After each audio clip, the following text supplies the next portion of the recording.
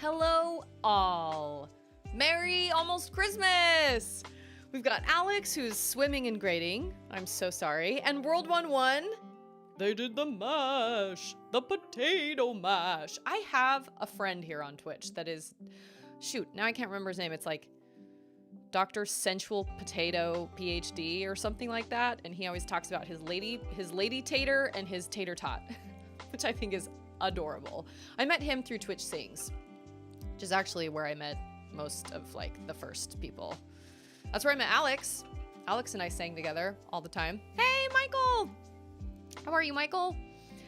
Oh, I don't even know how tonight's gonna go. I will not lie. I haven't tested Skype through OBS, so we might have to do like a short quick kind of sound test, because I have an interview with Larry, World 1-1 podcast for Phazon Labs, which is a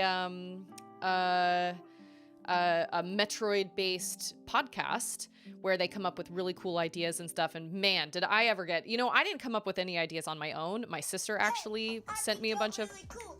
Thank you, Zoe! Thank you so much! How are you? I heard you got your Apple friend. That's what the pre-show chatter is for? Okay, that's good. Yeah, it's gonna be kind of weird. We'll see how it all works out. But I have it all set up and ready and everything, and so it should work out. It should be fine. But I just checked my tracking, and our little Apple friend should be here in the next couple days. So anyway, we have 0 presents under our tree, but that's also because my tiny one is crawling all over the place now. She's not crawling completely on all fours. She's still kind of army crawling, but man, she can move, and she's so close. I mean, she's up on all fours sometimes, so it's kind of half and half. And she also just got a tooth, and we're waiting on another one to come in, so she was like extra cranky today. Today was really hard for her because she only slept for 30 minutes this morning, and then we had church right during her nap, and I was singing for the Christmas program, so it's not like I could just stay home. A lot of times I will be like, you know what, I'm gonna stay here because her naps are really important, but today I was singing, so I had to be there. Apple front. Yeah, we're waiting for ours, but I don't want to. This room is pretty soundproofed. He like soundproofed his door because he does interviews in here. He does bishopric interviews in here with people that I can't hear. So anyway, so I'm excited about that, but she had a really rough day. So here's hoping she has an okay night, because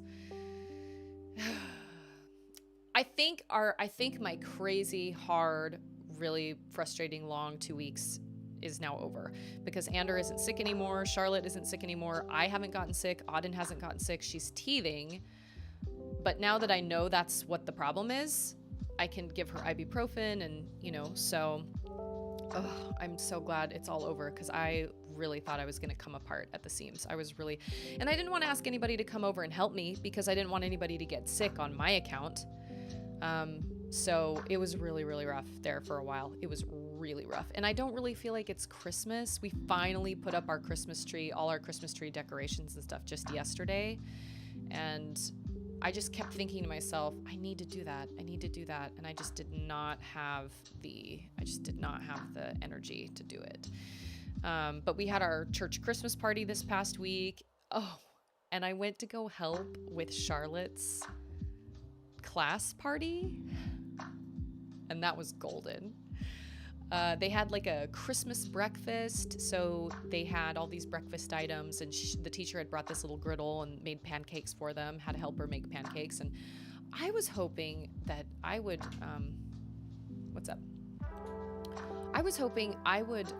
be able to, like, one of the reasons I went was because I really wanted to meet Charlotte's little friends, and I wanted to meet all her friends' parents, because we're not allowed to ask for contact information. There's no way for us to get contact information.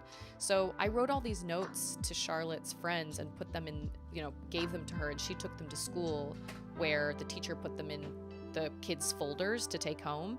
And I basically just said, I'm Charlotte's mom, and I'm just wondering if we could if we could have you over to play sometime, but we need your phone number, and here's my phone number.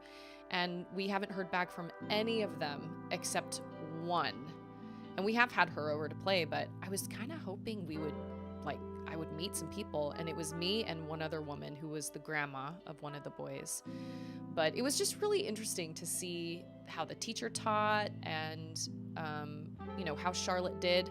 Because, if it had been me and my mom had come into the classroom, I would have been like, Mom, look at my gingerbread house. Look, oh my gosh, that's my mom. I would have been so over the top. And Charlotte was really calm and she was really chill. She was super excited I was there, but she didn't go over the top. She wasn't extra, I feel like I, as a kid, would have been extra obnoxious just because I was somehow showing off because my mom was there.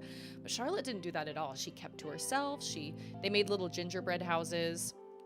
Making parent friends is hard because there's no way for me to connect with them unless I go to something like that, but none of them were there.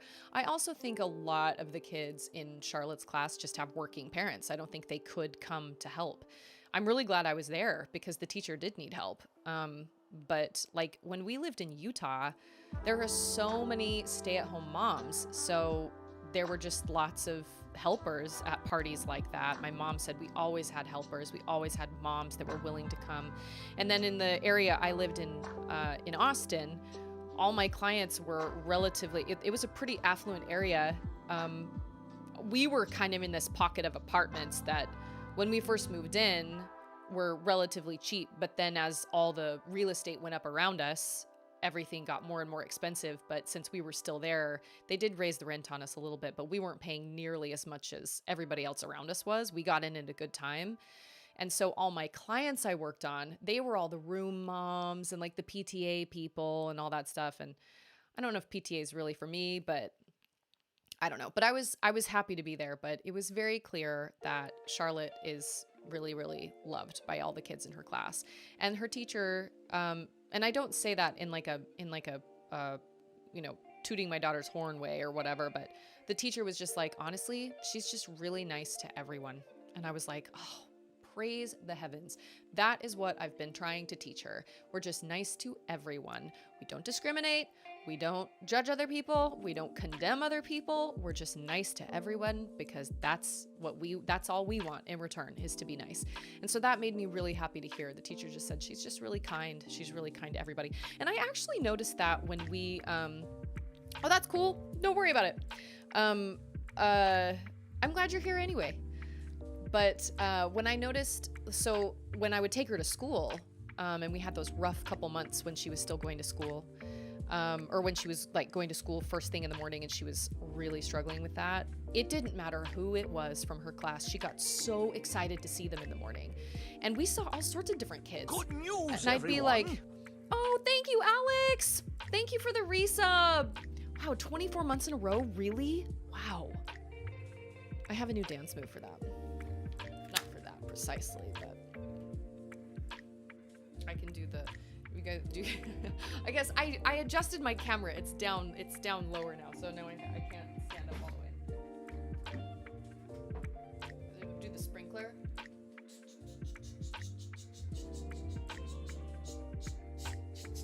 Or the shopping cart. You go like this.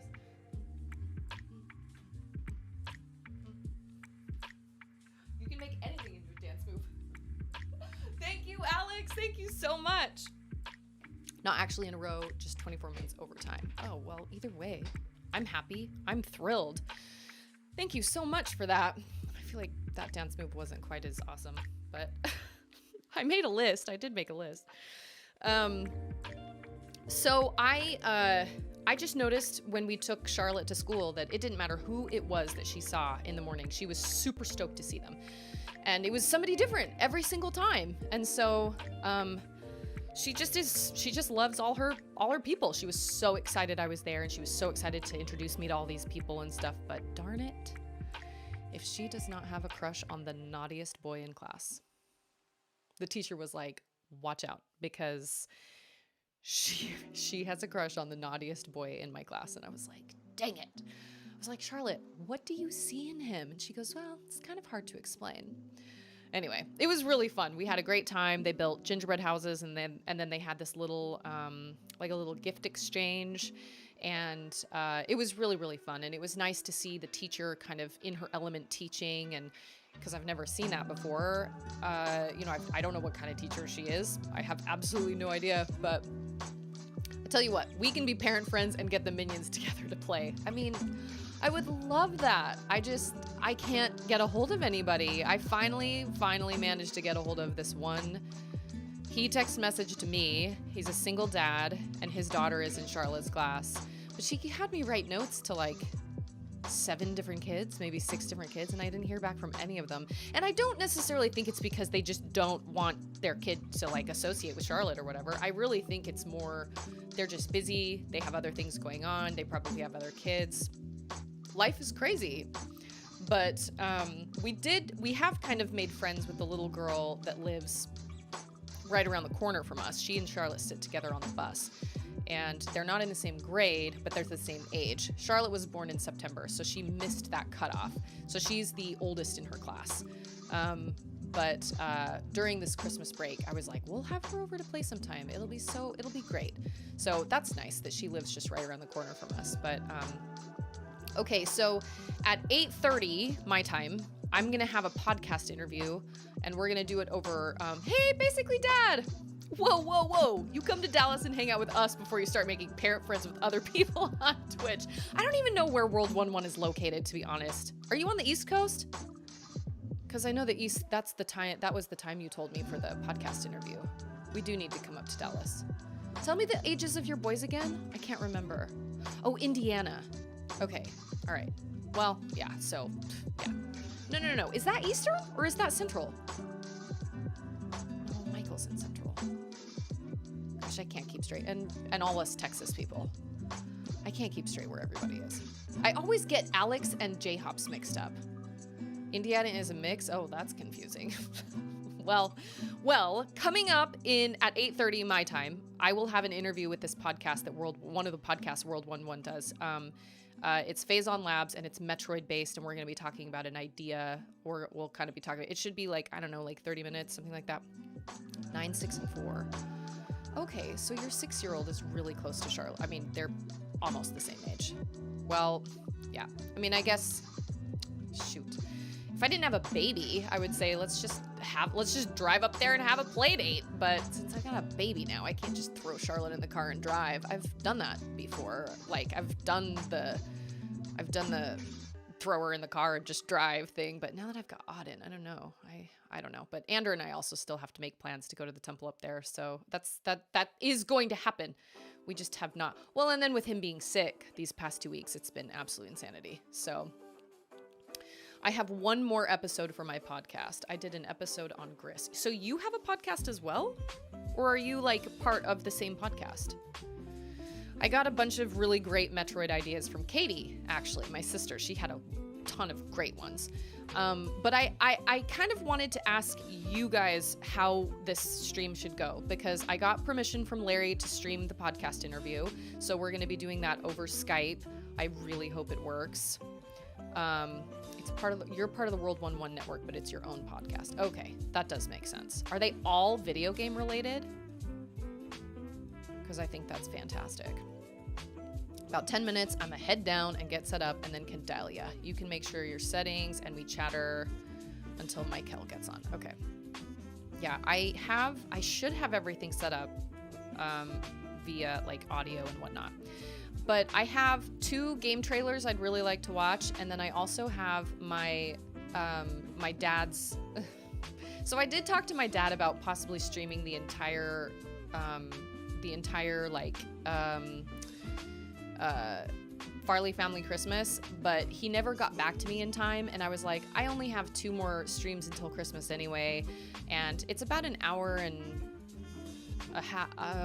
maybe 90 minutes or something like, about 90 minutes or whatever, with an intermission. And I was just like, you know what? It's okay. Don't worry about it this year. Cause I could tell he felt weird about it and wasn't sure how to answer my question, but I could also tell he didn't want to straight up just say no. because he kept asking me, well, how many people? Because he sells the DVDs, and so he doesn't want to lose any revenue. And I totally understand that. I even mentioned him putting it on YouTube. I thought maybe he could monetize it on YouTube, but Ander was like, do you know how many views you have to be monetized on YouTube? Like, you have to have so many views. And I thought, well, I guess that's probably true. So I have a few snippets from that. My dad, for those of you that are new this Christmas, my dad wrote a one-man show years and years and years ago called The Farley Family Reunion. And then a couple years after that, he wrote The Farley Family Christmas, which I personally think is funnier. But he performed it every single December when he was working at that university. He performed it every single December because he had a built-in stage, like a built-in place to do it. And so I've seen it hundreds of times in my life, but I actually haven't watched the whole thing in a really long time. So I separated out some of the acts, some of my favorite acts, and we can. Oh, hey, it's Cage. Is this interview going to be live? Yes, it is going to be live. I mean, gosh, maybe Larry should just interview Cage. She's the one that came up with all the great ideas. Yeah, she came up with some really great ideas. So the interview is going to be live, but then it'll be on the podcast. He gave me permission to stream it. So that'll be at 8:30. So that'll be in a little over a half hour. So the question is, do you guys want me to just play some Death's Door, or do you want to watch these game trailers and maybe watch one or two Farley clips, or do you just want to chat? Or, I mean, I kind of don't know how to do tonight. I have a bunch of things kind of going on. Cage, I uploaded just a few clips of, well, sweet. Katie, we're doing this Metroid thing tonight. We're doing a Metroid. This is why I asked you about all the different ideas. But Katie had lots and lots of food soon, so I have to lurk. That's okay. So anyway, why don't we watch these two game trailers, if I remember right? Yeah, Metroid Cast. It's called Phazon Labs. Let me find these game trailers real quick. Although it's going to stop my music, and I don't want to do that. Hold on.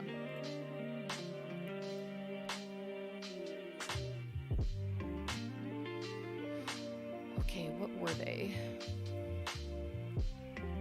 One was the Witchwood. It's an indie game. And then the other one was, what was the one that Joe sent us? It was that funny little cartoon animated one. I can't remember what it's called now.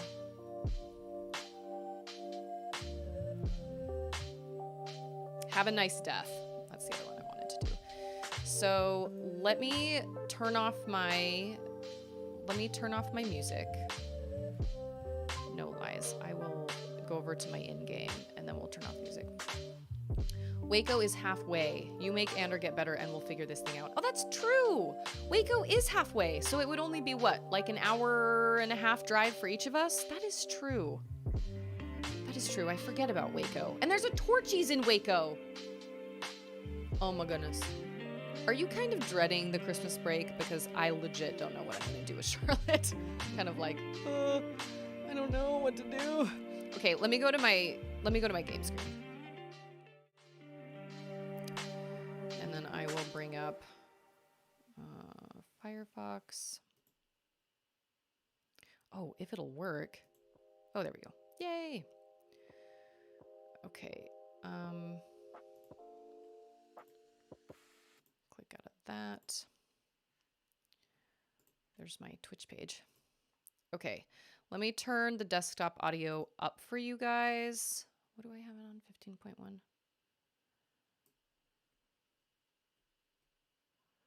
That's true. I forgot about Waco. Doesn't Waco have a really good zoo? I've heard good things about the Waco Zoo. I've never heard of Grime. How have I never heard of Grime? We're on break already. 3 weeks? Oh, we only get 2. But I'm kind of like, oh gosh, what do I do with Charlotte? I'm a little worried. Okay. So, oh, this is a review. I don't want a review. I want the trailer. Isn't it coming out for the Switch? Oh, yes. Okay. I know nothing about either of these games. So this is like totally new to me. That's a trailer I should peep. Grime is. Okay. I gotta keep jumping back and forth between these two screens. Okay.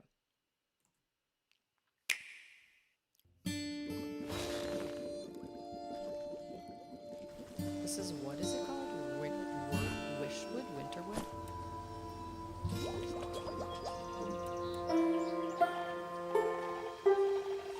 Witchwood. I really love the animation.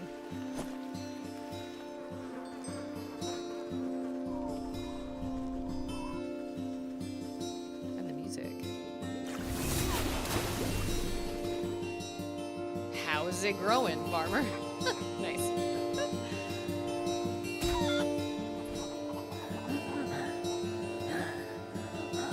Or are you a zombie husband?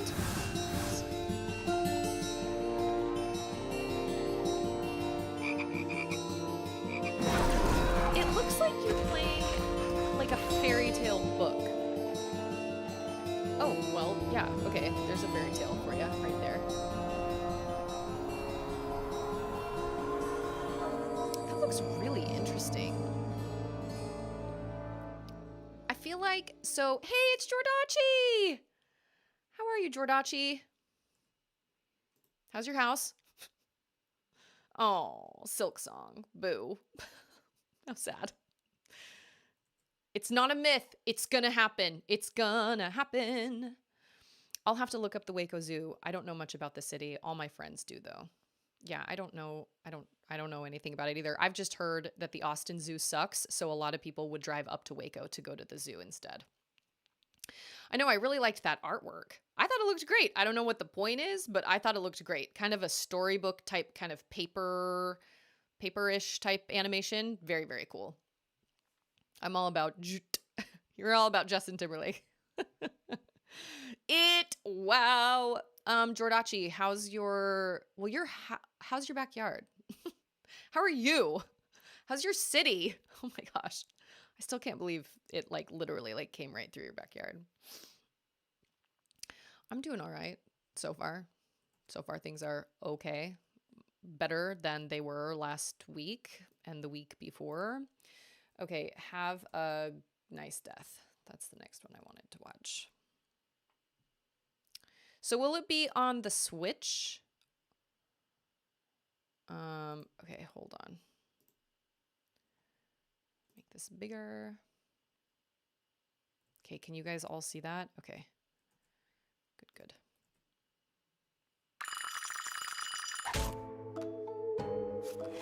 Ah, good morning, Death. What a lovely day to be alive, wouldn't you say? Nice.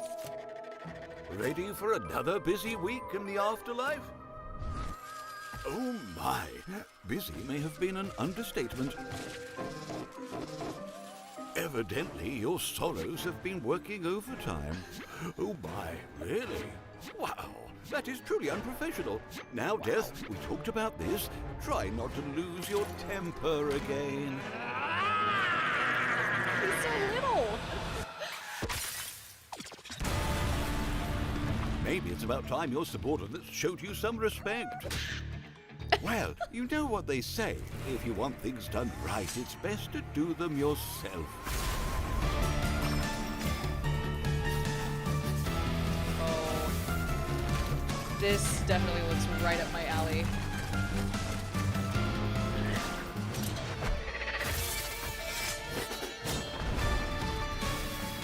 Oh my goodness. Ugh. This looks great. It's like Rayman Origins meets... Oh my gosh. It's like Rayman Legends and Origins meets... What? Like... I don't know. It's kind of like... I don't know. It looks great, though. It looks super, super great. This is already relatable. Oh, Jordachi's back in his house. Got power but no internet, but that made me read more at home. So win-win. Yay! Awesome. I said the thing when I saw it. That looks great. I'm totally down. 2 outstanding looking games. That looks really great. What was the other one you were talking about, Larry? You were talking about Grime? Grime game. Is it already out? Oh, whoa. Okay, wait. Cinematic trailer. Okay. Wow, this looks really super intense.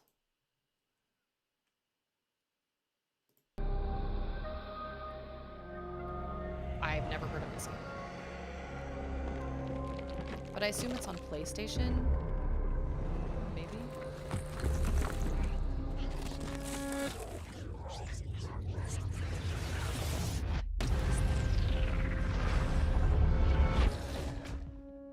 Are we in an alien?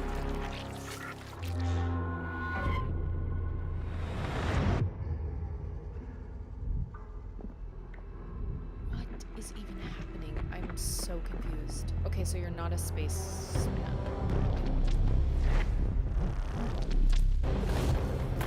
You know what that reminds me of? That reminds me of the Haramites in Oddworld.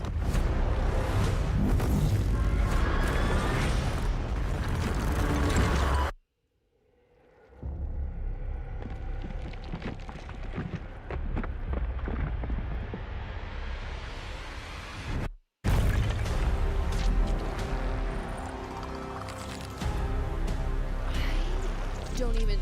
This is like. What?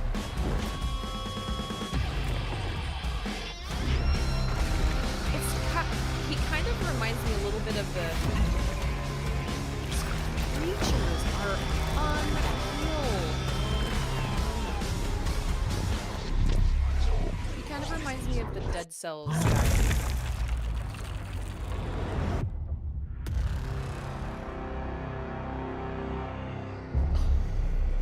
What? Oh, so it's been out for a while. I don't even. That's. Oh, hey, Deshindler. Sorry, I wasn't watching chat. Wow, how have I never heard of that? How did my brother not send me that trailer? That looks like something my brother would definitely be into. What is it for? Yeah. Reminds me of the Dead Cells guy with like the weird head. We're watching a few trailers. I think those are the only trailers I needed to watch. I actually have a podcast interview in about 25 minutes. I'm doing a podcast interview for a Metroid based podcast. So I'm super. Sea of Stars. Okay. I haven't seen Sea of Stars either. We will do Sea of Stars.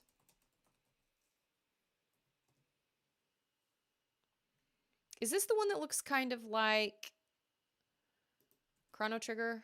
Kind of sort. Oh, wait. Oh, I got people coming in. Hi. I'm about to go to bed. Okay. You're going to say goodnight, everybody? Good night, everybody. Good night, everybody. Where is that? Wait, where's the camera? It's right there. Yeah, but why can't I see ya? Oh, because I'm not on the right screen. We're watching game trailers. But wait a minute. Aren't you guys going to play your game? Maybe. I don't know if we get around to it. Yeah, because I wanted to see your crow. Oh, I can show you my crow anytime. Ready, guys? Everybody says, good night, C Prime. Good night, small person. She's going to sing us her song. How many toes does a fish have? How many wings on a cow? I wonder. Yep, I wonder. That's as much as we know. I think there might be more written in the book. I don't really know. Look, Auntie Katie says, night, Char. Charles. No, those are 2 exclamation points. They love your songs. They love your songs. And it is time for you to go to bed. It is also time for you to go wash your hands. You have marker all over your hands. Oh my gosh. Okay, I love you. Mwah. Okay. Night. Go. Go. Love ya. Well, since we're... Okay, no. We're going to watch Sea of Stars. I just remembered. I thought we were at the end of a trailer, but... Charlotte, close the door.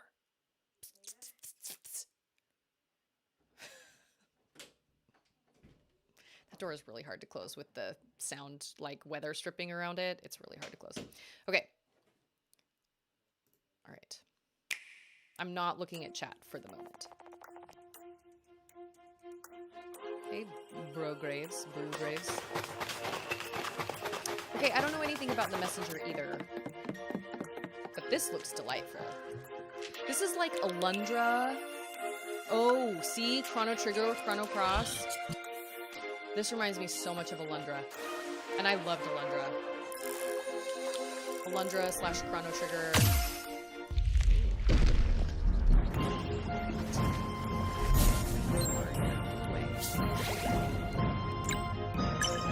This looks great. Oh, that's very Chrono Trigger. Wow, that was nice. Oh, dang. Hey, girl.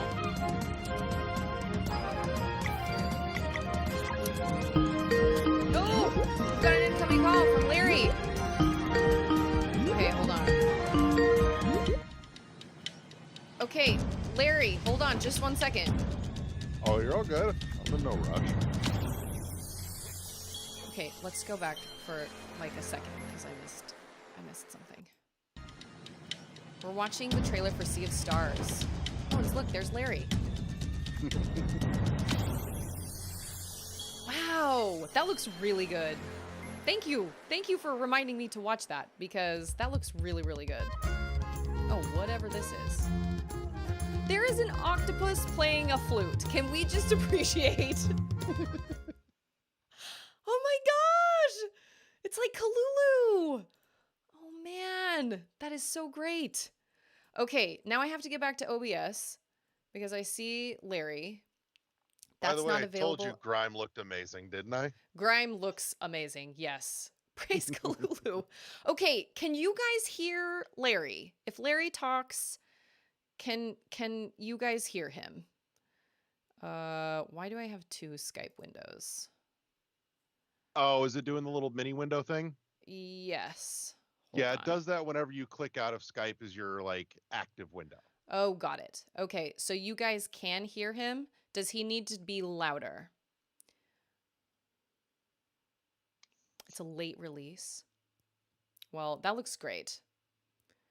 Grime, by the way, is coming to Switch this summer. It's been Oh, out on great. PC for a few months. Is it on PlayStation or is it just PC? I think it's just PC, actually. Boo. I could be wrong, but I Okay. think just PC. Okay, I'm going to turn you up just a little bit. Okay. And then I will open up Skype Sounds so good. y'all can see. I sent a him. message over to Michael that we're ready to go when he gets Oh, Michael. home. I Or said when he, Michael. Yeah. That's all right. Okay. I can know you the guys see spelling's a Skype? little Oh, no, odd, you but- can't. Why not? I don't understand. I have you up on my phone so I can watch chat too, by the way, just so Oh, you're cool. aware. So I can see the stream. Oh, great. Okay. We're Well, going then- down that meta rabbit hole. Maybe can you guys see him if I open up the hold on. Oh no. Oh shoot. Dang it. Skype came up before. Now I'm confused. Zoe, Larry, I love you. too, I love sweetie. you. hmm Okay, now I'm confused because Skype we can't talk I bad mean, about you can Larry. still talk bad about me. It just means I'm now live to talk bad back. Oh, that's funny. Okay, I'm really mega confused because I had Skype up and now it's not working. So let me try my properties here and see what the heck is going on. Oh, you know what? It's We would have talk gone bad about him all earlier the time. tonight, right? We would Uh, have gone earlier, but Michael apparently got tickets for Spider-Man tonight. Oh, nice. So I mean, that is important. Movie it is. tickets are Zoe and I important. aren't going to get to go until next weekend, unfortunately. Well, I don't know if I'll ever be able to go. So Aw. I mean, whatever. It is what it is. Okay, well, now I'm really confused as to why this is not coming up because, oh, maybe this I will come usually up? throw it. I Oh, usually there just it set Skype. Oh, cool. Oh, sweet. Okay, I found that. Okay, awesome. Okay, so you guys can see Larry, who is Well, at not least there my right empty now. room at the moment, Yeah. but I can Um, still hear you. but I got it. Okay. Joys of wireless headset, which with all your dancing, you should think about. Oh, that's right. I have my camera running on OBS. So, Larry, would you like me to switch my camera over to Skype, or since you can see the stream, should I just leave my camera on the stream? Dealer's choice. Keep your mug up there. It's what your people are here for. Okay. Well, I'm this is my first time ever doing anything regarding a podcast. So I am nervous, but I'm also excited, but I do feel kind of silly because none of these ideas are mine. They are all my sister's. That's okay. But Part we of it, and I can was just going to say, if you want, if you've got questions, since we're live talking right now, now's a great time to ask. let me find my list here. Oh, and I watched that trailer for Hellblade 2. Didn't it look so good? I will probably not be playing Hellblade 2, but I can certainly appreciate the trailer. The trailer was pretty astounding. I was really, really amazed that was all gameplay. I was really, really amazed. I don't know. That's not really my game, but She could see you. I don't know. Whatever. Your cheeseburger backpack? That's fantastic. Oh, look, there she is. There's Zoe. Yep. There she That's was. her cheeseburger backpack. Amazing. She's a big Steven Universe fan. Nice. I tried watching Steven Universe, and it wasn't really my thing. But I tried it. It's slow going to start. Yeah, I was Once you get to the meat and taters of it, but yeah, meat and taters. the first half of the first season feels a little all over the place. And she had to point it out to me, but basically you're seeing and learning everything as Steven is learning and seeing everything. Oh, okay. That does make sense. It was a wild first episode. I was like, what is even happening? I'm so confused. But I felt the same way when I watched the first episode of Gravity Falls. I remember being like, I am so confused. I have so many questions. So many questions. They definitely came like right out of the gate with some weirdness, but that was okay. It worked. Totally worked. Steven is well worth powering through. All right. Good to know. Good to know. If you The want first another season one is 53 episodes. Yeah, but they're all super short episodes. They're like 12 minutes a piece, I think. Wow, that is a lot of seasons or a lot of episodes. Wow.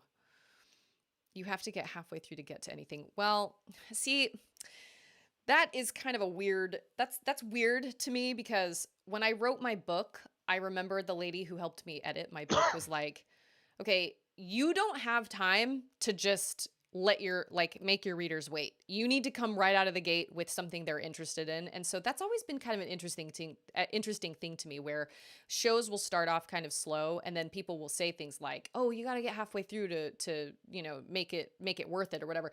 And that works great for some people and it doesn't work for others. It didn't really work for me for Steven Universe, but like I can see the mentality, I can see that where it's just kind of like, all right, well, you're right. I'll be like, well, we get to that later. And my friend who helped me edit my book was like, no, you need to get to that now. Your readers need to know right now. And I was like, oh, okay. She kind of scared me. So she was a really interesting, super, she did not mince words. She was really wrinkly. She looked like a tortoise and she wore these perfect circular, like tortoiseshell glasses. And she had a really gravelly voice. She was a trip. She is a trip. I mean, she's still around, but she's not around. I used to go to church with her and we're not in that congregation anymore. So we're friends on Facebook, but I haven't talked to her in a while. But anyway, that's what she told me. And I was like, okay, yes, ma'am. She scared me, but it's okay. The first part was a tester. The other seasons are your normal 20-something episodes long. There he is. Yeah. There's Larry. Cartoon Network does weird stuff like that. I did like Over the Garden Wall, but it was also kind of an acid trip, kind of. It was really weird. And I was like, I don't know what this is, but I'm kind of going to finish it. It was so bizarre. It was more like a movie chopped up into little 12-minute segments. But I liked it. I thought it was pretty good. It was different. It was very, very different. Kind of reminiscent of like older cartoons, older older cartoons and movies and stuff. And my sister and my brother and I all grew up watching weird cartoons. So very strange things. I don't know. We saw some things we probably shouldn't have seen, but whatever. It's fine. It's totally fine. So we're waiting on this Michael person. Yep. Okay, cool. Awesome. And Michael is where? Is he close? Like, do you guys live close, or is he somewhere He and completely I different? do actually. I've known Michael since I was in middle school. Oh, nice. Cool. It was pure happenstance. I was in middle school. He worked at Hot Topic at the time, Oh my gosh, my and brother worked for Hot Topic. we bonded over Transformers. Nice. Excellent. And from there, we lost touch for a bit, and then we reconnected by way of another mutual friend who was my friend since elementary school, and we spent a lot more time hanging out, getting together. Transformers. Damn Transformer Skippy. hype. I've got I know a big, zippity 10-inch zap about Transformers. I legitimately don't know a lot about Transformers at all. Have I seen? I think I've only seen one of them with Shia LaBeouf or whatever his name is. I think I saw the very first one. That was the only one I saw. And I remember so little about it. But whatever, it's big fine. 10-inch tall Gen 1 Megatron on my back. Nice. Nice. Man, wow. He's my go-to villain. Well, Damn I mean, I Skippy love movies like Decepticons rule. that. Like the scale of those big giant movies. Like, stick with the 1986 Transformers movie. Oh, okay. All right. It's like I said, I don't remember anything about it other than the fact that Shia LaBeouf or Beef or whatever his name is was in it, and Megan Fox was in it. That's all I remember. And I remember the yellow one, the Bumblebee one, whatever his name was. Yeah. But I really don't remember. Yeah, basically, Dad. Oh, hey, it's a Larry. It is. Oh man, it is a Larry.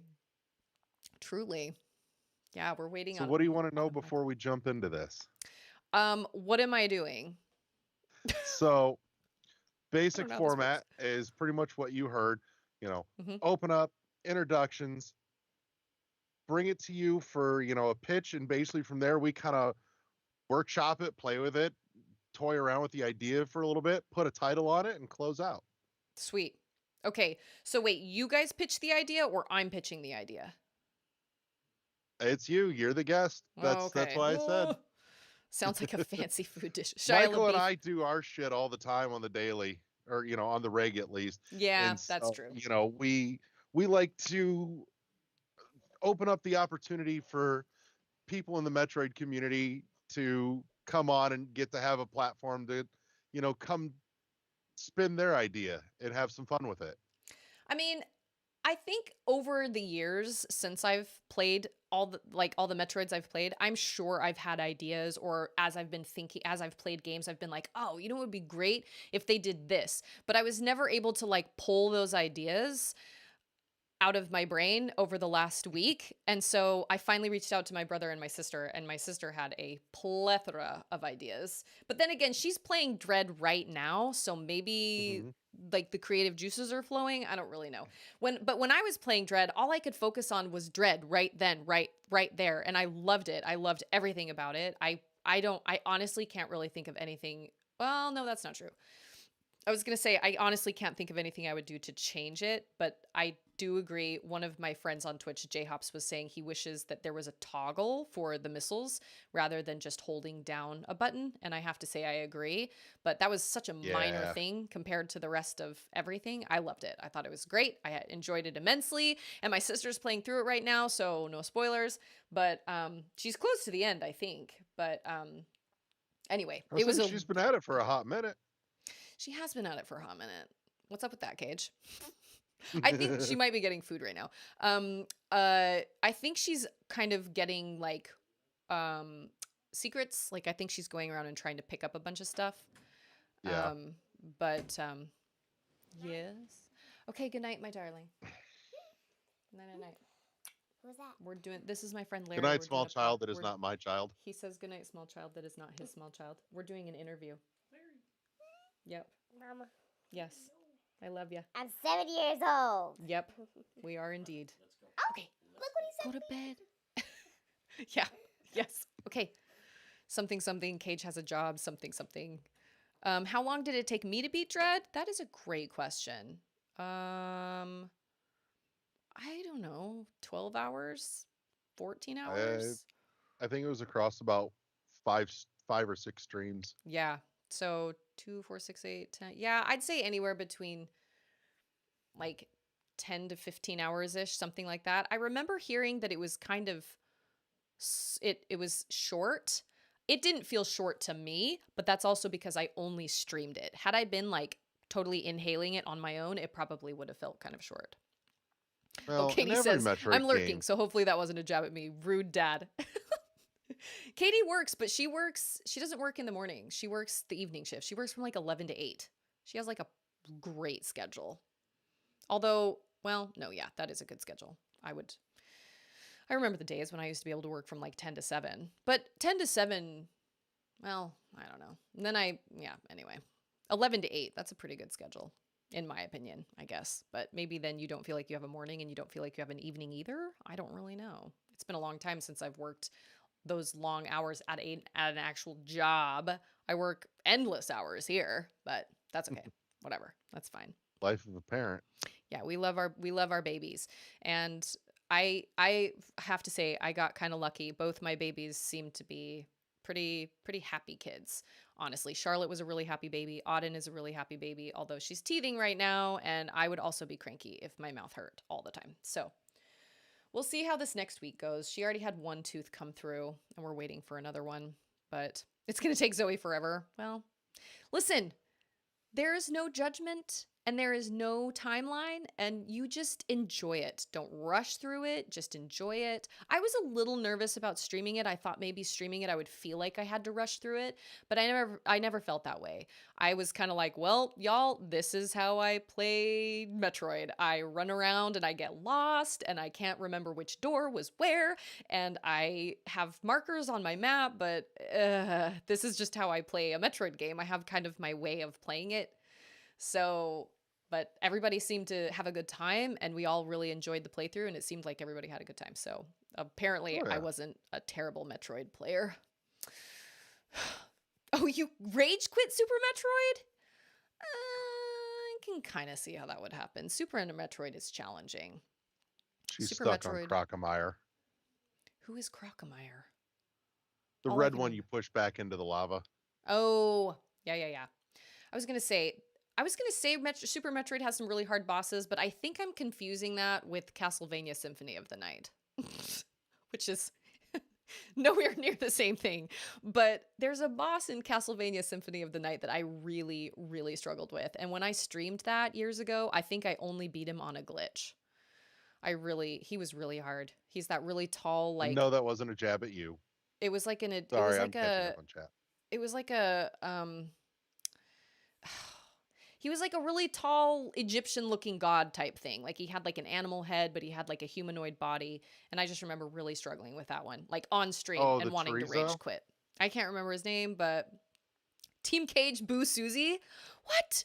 No, I love my sister. And listen, my sister is coming out to visit me in January, beginning of January, and I am so excited. It's going to be so great. We're going to have a blast. I don't know what we're going to play yet, but we'll play something. It will definitely not be Little Nightmares, though. Just FYI all your eyes. Not going to happen. Nope. I thought about it, and then I was like, no. Basically, Dad says, I was defending you. They were all, what's taking Katie so long to finish Dread? Does she even lift, bro? And I was all, hey, listen, that's true. No, that's true. Katie works, and she is busy, and, it's totally fine. It's totally fine. You go at your own pace. There is no rush at all. You go at your own pace, and I just hope nobody spoils it for you because it was great. I had a fantastic time. It was really, really fun. That was probably the most fun game I have streamed. That was my favorite streaming experience as a whole. I really, really enjoyed just the whole thing.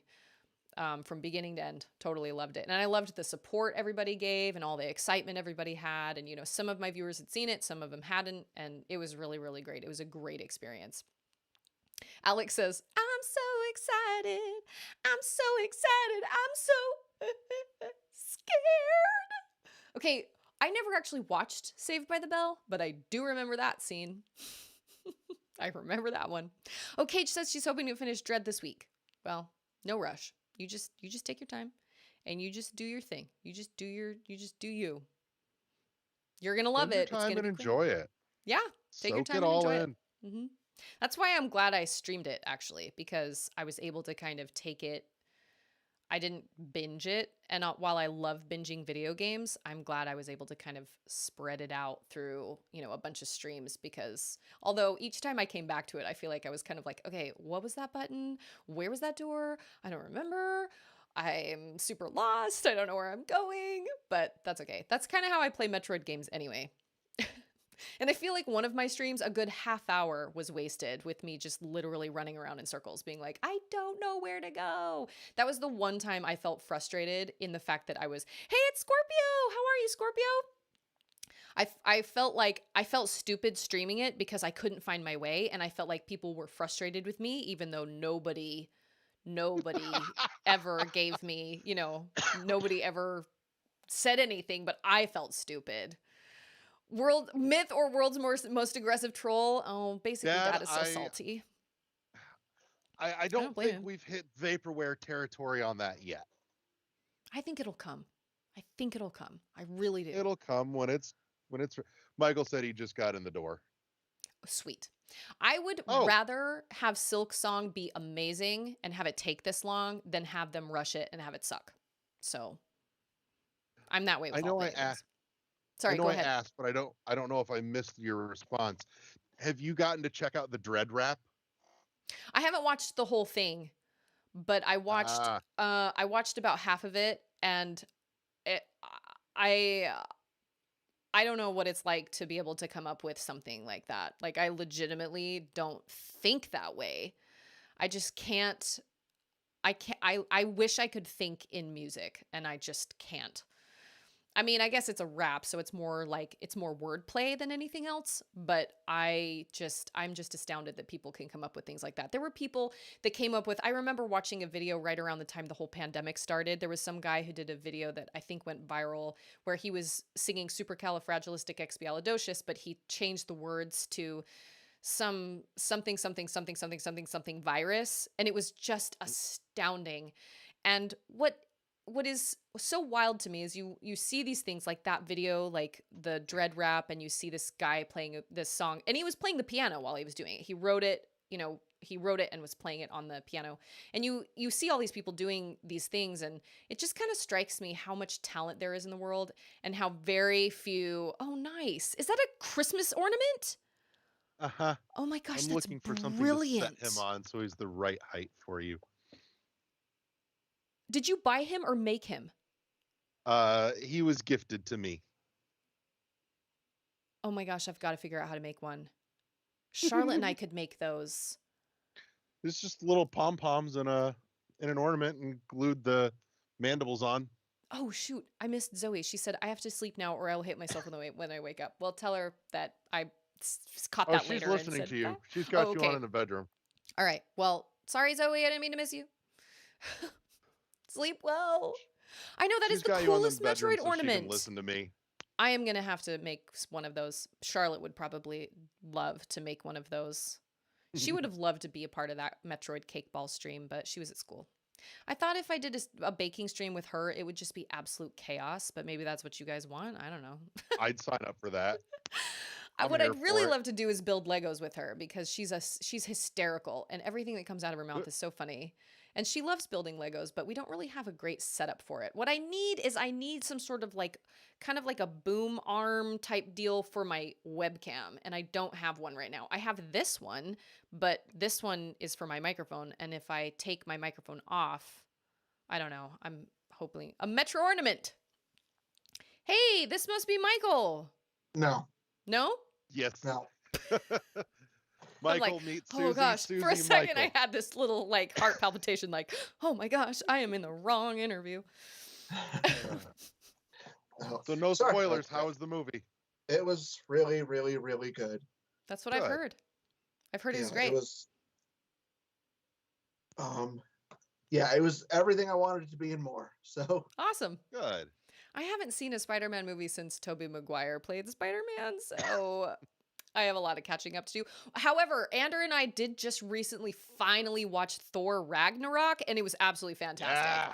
One of the Yeah. best superhero movies I've seen ever, ever, ever, ever. It was so hysterically funny. We were laughing so hard. That Rock character that's played by the Mhm. director's voice, what was his Uh-huh. name? He was Korg. so Korg. Oh, he was so funny. We were just dying. We were laughing so hard. We were trying to decide what to watch, and we were trying to decide what to watch, and I was like, we could watch Finch with Tom Hanks, but then I was like, one of my friends, Scorpio, told me that it was kind of you have to kind of be in the right place, and I was like, I don't know if I'm in the right place to watch a movie like that. And so it just dawned on me that we have Disney Plus, so we have access to all the Avengers movies, and we haven't seen any superhero movies since the event. No, we've seen them totally out of timeline. But I was like, oh, I hear great things about Thor Ragnarok, and we loved it. We thought it was fantastic. I think Andrew would really like the Spider-Man movies, but we just never go see movies ever. And when we Wow. do, we go see movies like Disney movies. I'm a colossal nerd. I'll pretty much see anything you put in front of me.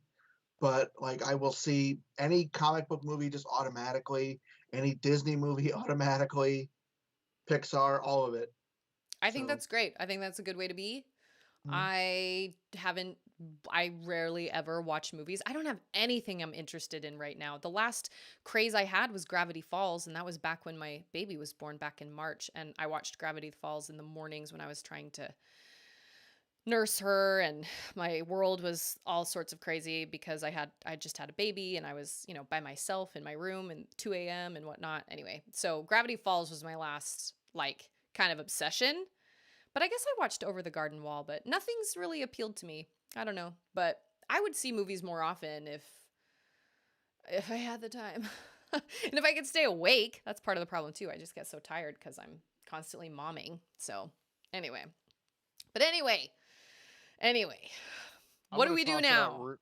Well, I was just going to say real quick before we jump in, I'm going to toss it out and, throw to chat real quick if anybody has questions about what we do or, any of our nonsense. Drop them in real quick and then we can jump in. Sweet. Is it hard to do a podcast? Like how often you Yeah. do it once a week? We release once a week. We try and record 2 episodes a sitting so that we can get a little bit ahead. So that way, if there's, an off week, then You have some apparently Michael's computer just reset itself. And oh I no. quote, because yeah, why he's would frozen it? over there. I see him. If you look in the background, though, you can see why we bonded over Transformers. I do see why you bonded over Transformers. My brother's very first job ever when he was 16 was a bouncer at Hot Topic. Eh. So Hot Topic is kind of we have a soft spot for Hot Topic in our family. And he was really good at it. That was when he was a really big guy, and he was really good at it. And then, he quit after a little while and moved on. And now he's lost all his weight and everything. And he's still kind of a big guy, but he's mostly just tall now. He's kind of tall and slender now, but I didn't even see Aquaman. Speaking of okay, wait. I don't know why this made me think of that. Aquaman made me think of Jason Momoa, and for some reason Jason Momoa made me think of Zac Efron. I don't know. That's weird. Those don't. But maybe it's because I just watched a trailer for Zac Efron in a movie coming up called Gold, and he looks really scruffy, kind of like Jason Momoa usually does. I don't know why I made that connection. I'm not sure. But the movie looks insane, and I'm actually really impressed. I don't know if I'll actually see it, but Zac Efron looks like he does a really great job. It was really surprising. I was really, really, really surprised.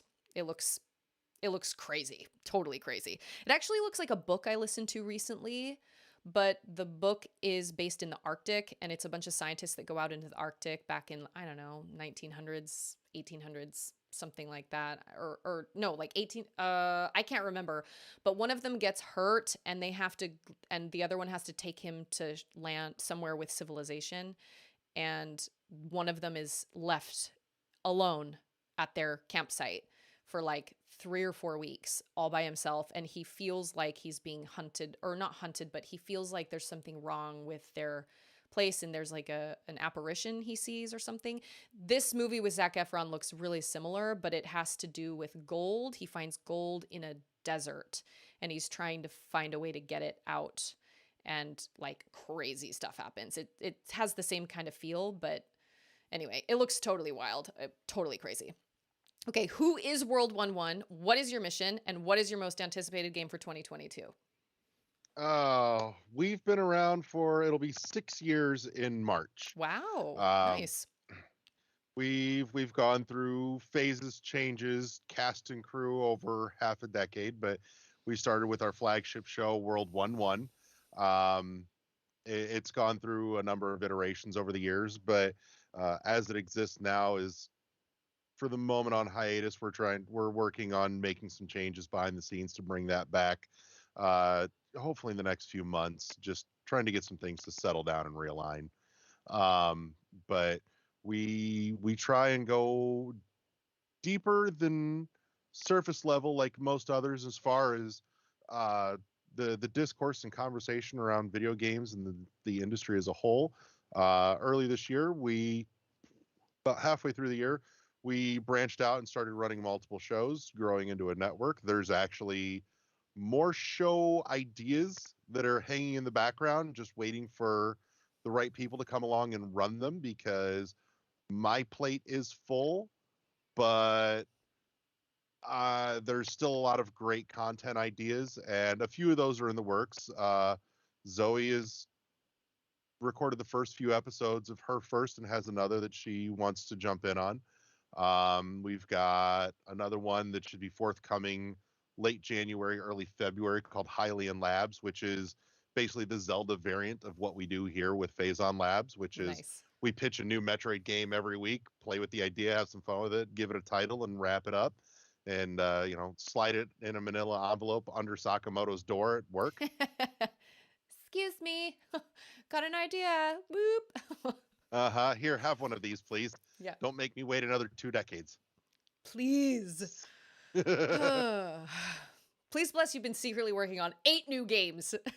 And you can release all of them in Right. succession. Yeah, So that's yeah. cool. So yeah, there's if anybody's ever looking to pick up a new, a hobby, reach out if podcasting is your thing or you want to get into it. Like I said, I'm sitting on a good handful of show ideas that are waiting, just literally waiting for the right person to come along and love it like, I would want it to be loved. So that's us. We're a big crew. We've grown a lot.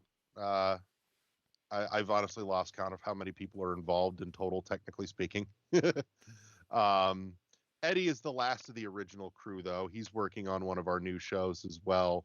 I love the man to death. He is one of my favorite human beings. But let's see. Most anticipated game for 2022. Personally, despite the fact that I could PC game, I much prefer a console game, especially on my Switch. So even though it's Yay! technically been out on PC, my anticipated for 2022 right now is Grime. I've been waiting for Grime for a hot Man, Grime looked insane. I had never minute. heard anything. Michael, this is Larry. This is World 1-1 podcast. This is who I'm interviewing for the podcast, the Metroid podcast. So this is World 1-1. Face, this is him. This is his face. Wow, my camera is flipped. I forget. Yep. This is You may see me, depending on when you're streaming in chat, I may come up as Larry Giver on YouTube. yeah, Same person. got it. So Michael's like, who the heck is this guy? Surprise. Okay, so most anticipated game is Grime. I have to say, Grime looked awesome. I don't have a clue what it's about, but I feel like that's actually kind of a good trailer to be kind of to leave you guessing and be like, what the fruit did I just see? Like, what the heck? What is it reviewed even really happening? well when it dropped. Grime did? Yeah, Cool. reviews were good. Well, I don't PC game, so I will have to wait until it comes out. But it looked great. It looked great. All 4 of the games we watched today, all the trailers we watched tonight, all looked really, really great. So great. Now I can add even more games to my backlog. I have this whole big old list, and I'm trying to be like, all right, which ones do I play myself, and which ones do I stream? And like I have to have a game I'm playing kind of myself, like personally, and also a game I'm streaming, because if I am only streaming a game, then I feel like in order for me to play that game, I have to be streaming, and I don't want anybody to miss out on any content. But then if I don't have a game I'm playing by myself, I feel like I'm missing out. So I feel like I have to kind of have both. Although right now, I gotta be honest, I started replaying the Final Fantasy VII Remake, and it does not have the same replay value for me. It's really kind of odd. I loved it the first time I played through it, and now I find myself going, ugh, I don't know if I want to do that tonight. That just does not sound. I don't know, but like the first time I played it, I couldn't stop. But now I'm kind of like, well, because there are moments I really want to replay, but I don't know if I want to go through all the kind of. I don't know. We'll have to see. If you never buy another game until Silksong, imagine how much money you'll save. Well, yeah, that's true. That means I'll never buy another game again, right? Because it's never gonna come. No, it will. It will. It's fine. Speaking of your backlog, that's another one we're cooking. Is one of our new folks that jumped on board in the last couple of months is cooking a show all about gaming through your backlog. Man, it's a never-ending backlog. I think we all have a never-ending backlog. It's just so many games, and then they keep coming, and it's great. And I love the video game industry so much I for mean, it. tell me about it. Yeah. Yep. Yes. Yeah. Yep. I'm kind of like, well, I've got ones someday. I've got ones that I bought that are still sitting in the shrink wrap from like a month ago. Yeah, I believe it. Actually, I think I've got one or two in the shrink wrap from over a year ago. Well, at least they're there just in case something crazy were to happen. Like if you were to suddenly find yourself hospitalized for 3-4 weeks, month, maybe 2 months, you'd have this whole backlog of games. Although I guess it depends on where you are, because I'm thinking like Switch portable, but they're not all on the Switch portable. Basically, Dad says I have a small-ish backlog. Oh, but my wish list. I guess that's true. I guess it's true, because they're both kind of the same thing for me. Because like I guess I kind of look at them as the same thing. Like my backlog and my wish list are games that I either want to have so I can play, or games I already have. Honestly, I don't even know if I have any games I own that I haven't played yet. I don't buy games unless I'm in a position to play them. I've never really thought about that before, but I really don't. All the games I have on my Switch, I have actually played, except the game Crosscode. My brother told me to play it, and he was obsessed with it, and I tried it, but I think I played it off the heels of something that was really, really incredible and like touched me deeply, and then Crosscode just didn't quite do it for me, and so I kind of lost interest really fast. I should probably revisit it, but every other game on my Switch I've played. So I don't just buy games and then just kind of set them aside. So I guess my backlog is a wish list. I'm kind of like, oh yeah, that one, and that one, and then they just keep coming out, and so I just don't have. Man, I don't know if Ander would grow a beard like Larry's if he could. I don't know. Maybe. I don't know. Right now he can't grow a beard, so whatever. It is what it is. I mean, he did over the last 2 weeks when he was sick because he didn't go to church for 2 weeks, but usually he grows it out for a week and then he shaves Sunday morning. And I'm always like, oh, that's so sad. But it's okay. Is there an aversion to beards I don't know about? As a bishop of the church congregation we're in, he's advised to emulate the first presidency of the church, and all of them are clean shaven. Nobody has ever said you have to be clean shaven, or if you have a beard, it's not allowed, or whatever, but they just say we ask that bishops emulate the prophet of the church, the president of the church, who is clean shaven. And honestly, when he became bishop, I was like, oh, you're gonna have to shave. And he was like, I know, I'm so annoyed, but whatever. It's a small thing. It's not a big deal. And it's kind of weird to explain that to people, but he's just trying to keep a clean. But he was like, here's what I don't understand. I think beards actually have become far more accepted now, because years and years and years ago, beards were kind of looked at as you know, you were disheveled or you weren't put together or whatever, but it is completely doable to look perfectly put together, like Larry does right now, perfectly put together with a beard. Oh, But well, thank you. he just follows what they were like, yeah, these are this we recommend and we ask that you emulate, you know, the prophet of the church who is clean shaven. And Ander was like, okay. So, but you definitely meet bishops that are like, I'm just gonna keep my facial hair or whatever. Over the pandemic, when church was kind of in person but also kind of virtual, there were a lot of bishops that grew facial hair and then had a really hard time giving it up. But Ander's a fishing guide, so he's just bearded. Lord of the Rings made beards in vogue. I kind of agree. I think beards. My beard was pre-Lord of the Rings. Thank you very much. Basically, Dad also has a super sweet beard. Like, it had been so long since I'd seen him stream, and then suddenly I saw him stream, and his beard is like super long. Is it still, or have you trimmed it? I don't even. But it looks very full and like super intense. Anders never had a beard like that, but he has definitely, because he says for him it starts to get really itchy. My brother used to have a really super intense beard, and he would brush it up to fluff it up. That always made me laugh. I don't know, but it's a thing. It is a thing, apparently. You want to go in the right direction. Yep. I will trim it up soon, but no, it's massive. Yeah, I remember I was like, wow, he grew like 4 inches, his face all the way. I haven't shaved in 34 years. I seem to be getting some fuzz. Maybe I should fix that. All right, where's this Michael? Apparently, not only did he get the reboot, he got the update at the same time. Oh, I just no. messaged him asking how's she looking. Oh man, I actually almost rebooted and updated tonight, but it didn't end up happening, and I was so grateful. I had to restart, and I thought, crap, if I restart my computer, it's going to update, but it gave me the opportunity to restart without updating. And I was like, I cannot update right before I stream because something crazy is going to happen. Something's going to go wrong. Well, okay, while we're waiting for Michael, let me bring up Firefox here. Apparently he's opening Skype as we speak. Oh, okay. Great. I've heard Windows 11 is not great. I'm scared. I don't want to upgrade to Windows 11. I've heard it's not great, and I don't personally like the way Microsoft does all their updates. I don't really like the way Apple does their updates either. I don't like being forced to update. I just don't. I want to choose. And I'm actually using a super old version on my Mac. Like, I am way behind the times, but I am going to keep using that until I am straight up forced to update, because I just don't like new things.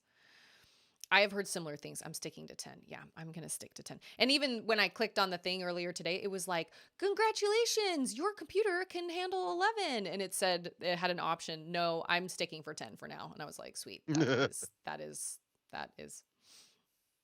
Michael, wait, am I joining in stream today? Wait a minute. What does that mean? You're welcome to. Are you updating your computer to Windows 11?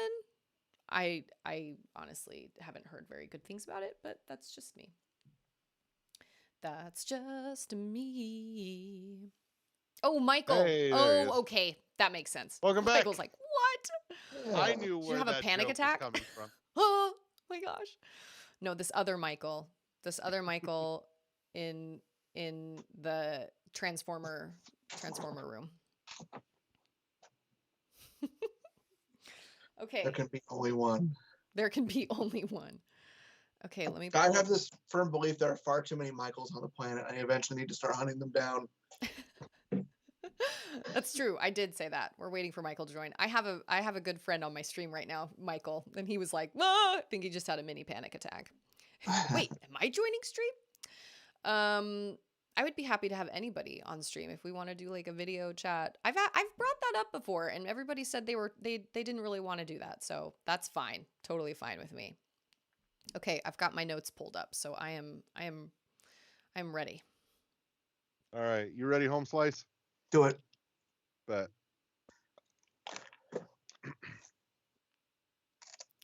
Counting them off in 5, 4, 3, 2, 1. Welcome to Phazon Labs, the internet's premier Metroid futurist podcast, powered by the World 1-1 Podcast Network. I am, as always, your host, Larry the Bearded Wonder. Joining me this week is my lab partner, Michael Ice Beam Incident again Brown. Every time. Apparently, I'm just a failure as a scientist. We tried to get him to volunteer for something, but he got cold feet. I hate you so bad. I don't think we can be friends anymore. You can't quit me like that. Yes, I can.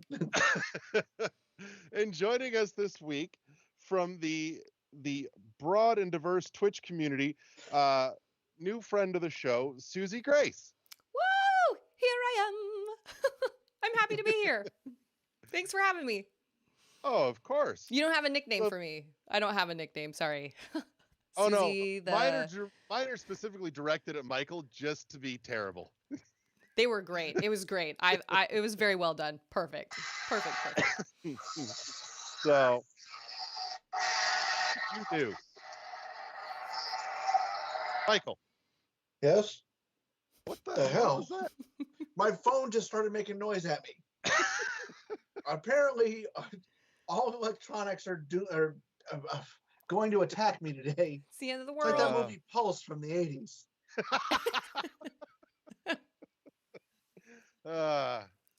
And if this is your first time joining us, every week we pitch a new Metroid game. We play with the idea. We workshop it a little. We put a bow on it, including a title, and we slip it under Sakamoto's desk in a discreet, non-marked manila envelope and pray to God that we don't wait another 19 years for a new Metroid game. So this week, our guest of honor brings us their pitch for a new Metroid game. So talk to us. Throw us an idea. What would you like to see in the future of the series somewhere? Okay, so I asked my brother and sister for ideas because all my siblings and I are gamers, huge Metroid fans. Hold and up. I am so ungodly sorry. Were you not recording? I just realized the button had not hit. I clicked it. And then Michael's phone blew up and my focus went elsewhere.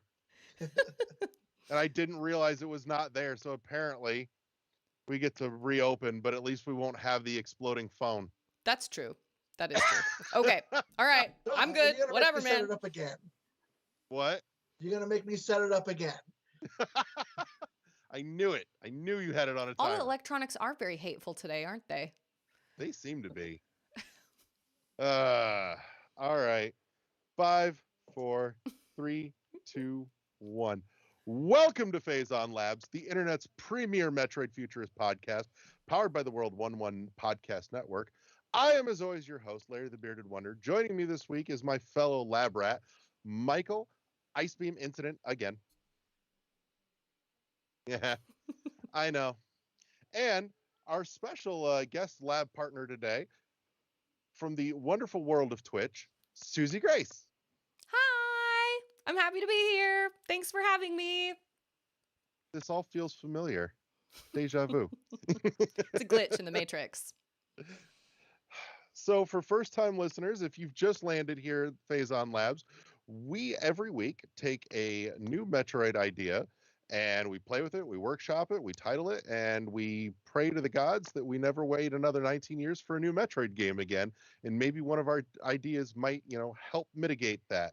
So our guest this week, Susie, has brought with her a pitch for a new Metroid game and new ideas. So let's see what you got, and then we'll have some fun with it. Okay, so here is an idea: a Metroid dating sim where you are Samus, but all the romance options are classic Metroid / Metroid alien / monsters. So I think you got Michael's attention. I want him to date Crocomire, damn it. Bosses included, apparently. Well, Crocomire deserves love, too. I mean, don't they all deserve love? I mean, isn't that probably why they're so angry? Because they just want someone to love them. Yes.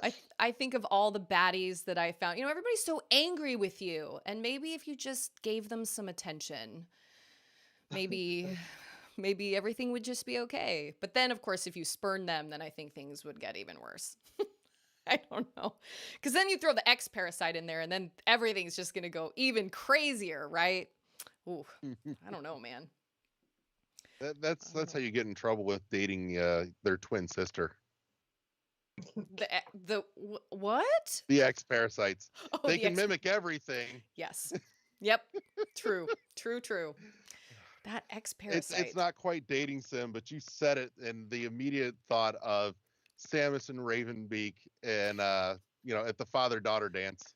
Oh my gosh. Yeah, right. Yep, there you go. Are you gonna come with me? Lord. Yes. So let's play with this. How deep does this go? Do we start with Tinder levels of compatibility, or are we doing that whole, what is it, Match.com with 32 points of compatibility comparison? Oh man, you could kind of do like a crossover. I don't know exactly how Tinder works. Is Tinder the one where you just swipe? Yeah, they So pretty it's much all are now. Are they really? Okay, so it's kind of Yeah. like Tinder is basically like you look at the person and it's just kind of a split second decision. Like I like the look of that person, I don't like the look of that person or whatever. I mean, gosh, I would think I'd say you'd have to go a little deeper. I'd say it should probably, because we're talking about monsters / aliens here. So obviously looking like right off the bat, I think you'd probably not swipe on all of them. But I think if we went a little deeper into like points, interests, things like that, then maybe we could find something. I mean, I don't know. Maybe one of these creatures shares the same interests as Samus or you, I guess. I feel like a great way to go about this would be if you have to create all the dating profiles for the different creatures and assorted characters in hopes that you can get Samus to swipe right on them. So are you saying that you don't control Samus? You wouldn't control Samus. You would control like all the dating profiles, and the goal of the game is to get Samus to swipe, what is it, left on you? Swipe right. Swipe right is the good one? Yep. Choose the right? Yep. Okay. I didn't think about that. That's interesting. Like coming up with Try and figure out what's Samus's type. Yeah. How do you figure out what Samus's type is even? Like, how do you even do that? What Multiple does Samus eyes, need? Wiggly tongue, doesn't like lava baths. Can't handle being cold. Mhm. Must live in an extremely warm place. Yeah, what does Samus even need? She doesn't need anything. She can take care of herself. She is a strong, independent woman. I don't even know. But I think that's great. You got to try and figure out like what Samus, what she likes. Does she like long walks on beaches? Long walks down cramped corridors. Long walks down cramped corridors. Long walks away from Emmys. Long walks. Yeah. I don't know. I don't know. Does she ever take her suit off? Like what? I don't even know. I don't know. But I think you're right, though. From there, I would love to just watch the hilarity of Samus dating, one of these little creatures, and this creature trying to woo her. If the date goes poorly, they get power bombed. Yes, power bomb to ensure there is absolutely nothing left. Absolutely nothing left. There can be no record of bad dates. She's like, no. She's in what she's in like a gown.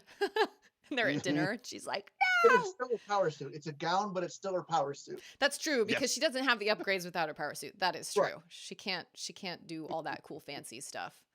Show me a power suit that can also have an upgrade as a ball gown. Or I'm as like picturing a Disney as a dress. princess style power suit. Yeah. Yeah, show me that suit. That's what I want to buy my daughter for Christmas. Like, come on, you want a Samus suit? I mean, I guess you could get Zero suits, and I guess you could. My mother-in-law could probably. My mother-in-law is extremely talented. She's very creative. She's a seamstress, really, really creative, and she could probably make a sweet, actual like Varia suit. Varia. I had a really hard time Either pronouncing works. all the names in Metroid I Dread. know, I giggled so hard. I It was I wonderful. butchered all of them. It wasn't. Yeah. So but it's okay. Uh, uh, I think too, if you get to like certain dating milestones, you try and keep the game progressing. You have to figure out the right time to give gifts, and each gift is just another one of her abilities or upgrades. Yeah. You're like, okay, I feel like you can handle having this. But see, what if you give the ability that is your downfall? Mm-hmm. Although I guess not all of them are negative. Like her what is it? The morph ball, that's not negative. Mm-hmm. Morph ball, So, space jump. Those yeah. are pure mobility. At least she could save you if there was a Mm-hmm. like a, you know, like she could take anything down. So, wherever you go, like you're safe. Unless you upset her, like apparently. And then unless you break her heart and then she power bombs you and then that's it. You're done. If you beat the game, your reward ending screen is going to be like wedding photos. Samus and the creature. Gosh, you think of all the different Metroid games and all the different creatures. There are so Mhm. many. I mean, all that's It's popping that's a into my head right now is Dread, but that's because that was the most recent one I played. But when you think of like all the, all the Prime series, and you think of Super Metroid, and you think of the original, and then you think of like the Metroids like in and of Mhm. themselves. Yep. Wow. Samus has lots to choose I from. want to. Space pirates. Space pirates. I mean, there's got to be one or two space pirates. It's like, that Samus chick sounds pretty cool. I don't know why we're fighting. Like she seems pretty cool. I'm saying that for a friend. She seems like a cool person. Maybe, I don't know. Samus and Thardus go to the drive-in together. Yes, and they have to get Mother Brain's blessing. Hmm.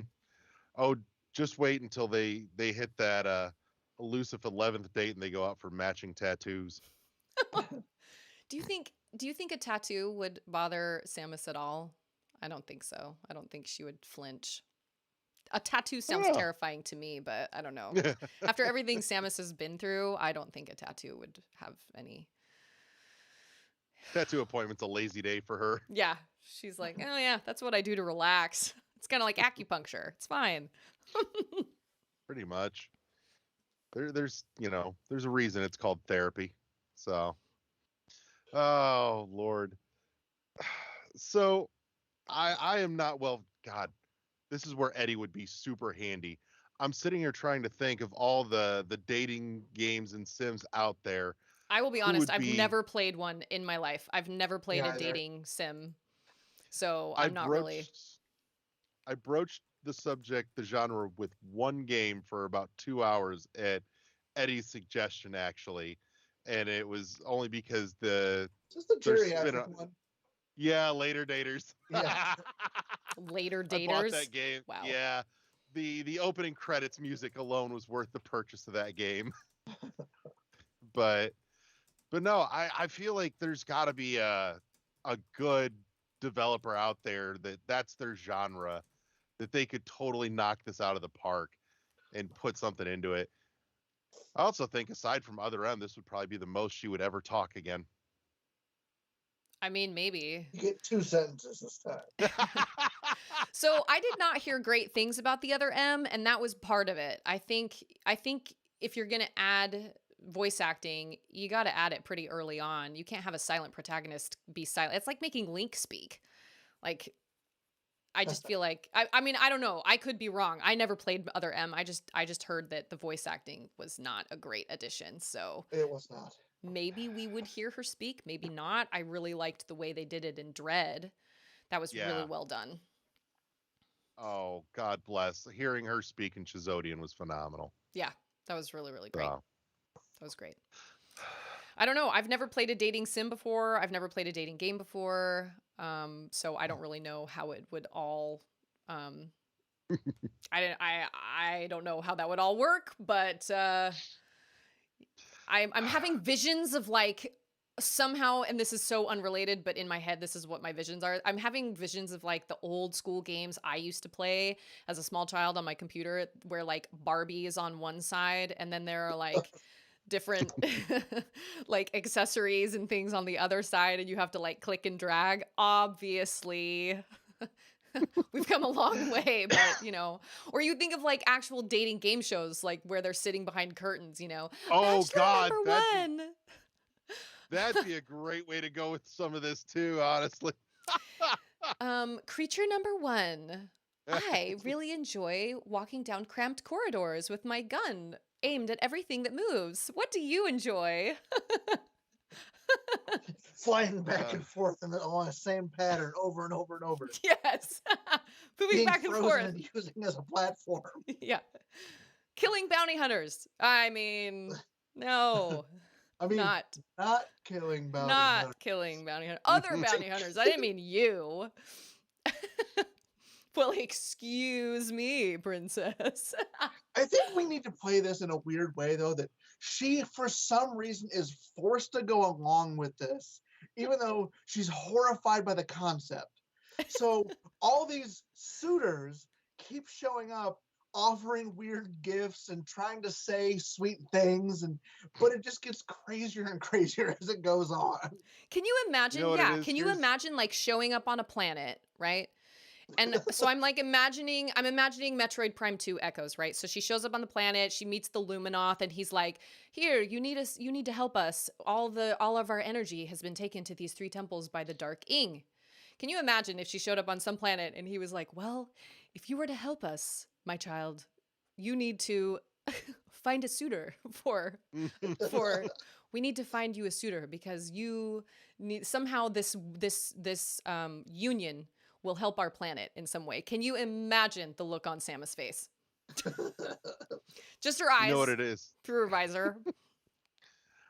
Yeah. I have the setup for this in my head as to why she gets subjected to this is after a very long and tiring day.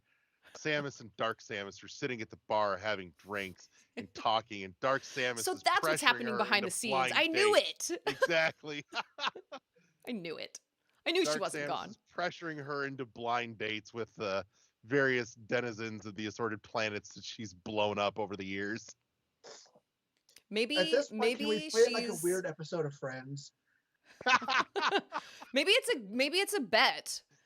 Maybe Dark Samus is like, "Listen, I'll bet you, with all your planets you've blown up and all the baddies you've beaten, I'll bet you couldn't go on a single date with anything." And Samus is like, "Oh yeah? Yeah? You really think that?" Well, I could get a I will date if I show wanted. you. Maybe she goes to a planet where everything is just, maybe it's almost like the X Parasite, but it's like a love potion, has like a love potion effect. So like everything she comes across just falls madly in love with her. Maybe not love, because if you read the Harry Potter series, he talks about you can't, who says this? Is it Dumbledore? He says you can't actually or is it Slughorn? You can't actually bottle love, but what a love potion really does is just make an obsession, like an intense obsession. So maybe she just comes across some like highly obsessed creatures. I don't know. I don't know. I say that's kind of the baby Metroid already, highly obsessed. Yeah. Yeah. Kind of. Although, well, yeah, that is. I don't know. It would be wild. This took the crazy, like, I seriously cannot believe how crazy of a turn this took. It's true. You throw out one idea and man, look at all the You just different go things you nuts can do with with it. That's great. That's super great. Like I said, if we can figure out how to make Farmville work, we can work with anything. Oh man, I would totally play a Metroid Farmville where you can like raise all the little baddies. It would be so cute if it were pixelated too. I would love it. Like Stardew Valley type, Yep. cute, cozy Has to be. animation. But you're raising like Metroids and you're raising like, all the little baddies that you come across. Maybe not the super intense baddies. I don't know. Maybe you'd have to go and like tame the really, really bad ones. I don't know. But I would play the heck out of that. I think that would be really fun.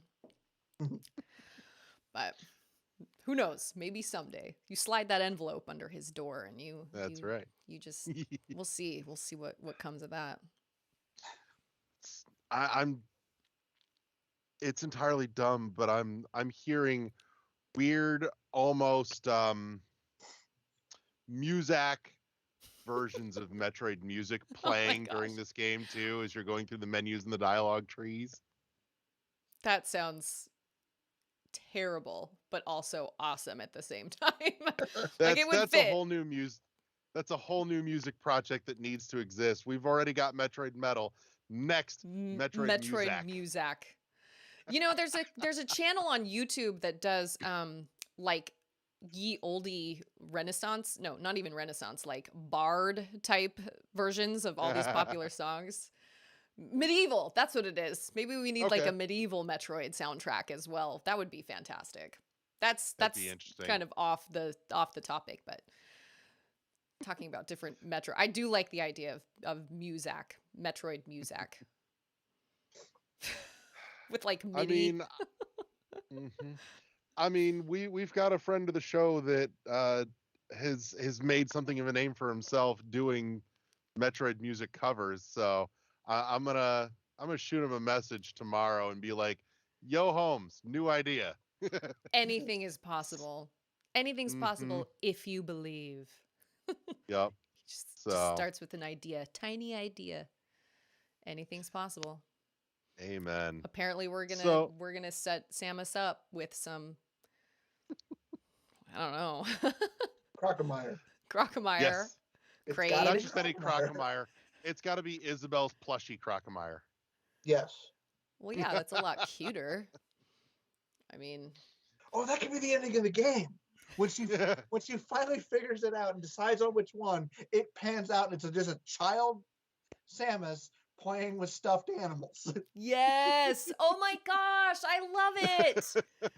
Like Barbie and Ken, like you know, like figuring it out. Oh my gosh, I love it. I love that. That's so great.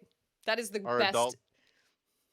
Our adult Samus in this picture is kind of in the background, baking in the kitchen with a stand mixer attachment shoved into the arm cannon to mix the bowl. Oh my gosh. That's so great. I know. Imagine Samus in the kitchen. Samus, you know, with wearing like a flowered apron over her Varia suit. Yep. You know, apron with little Metroids on it. It was The a apron gift says, from "Kiss the my Crocomire." whatever it was. Yeah. From whoever she ended up with. I don't know. I don't know. Here, I brought you these carnivorous flowers from planet Zebes. I don't know. Whatever. Space pirates on the back porch working the grill. Yes. Oh my gosh. Beer and claw. It's like the Metroid homestead. Yes.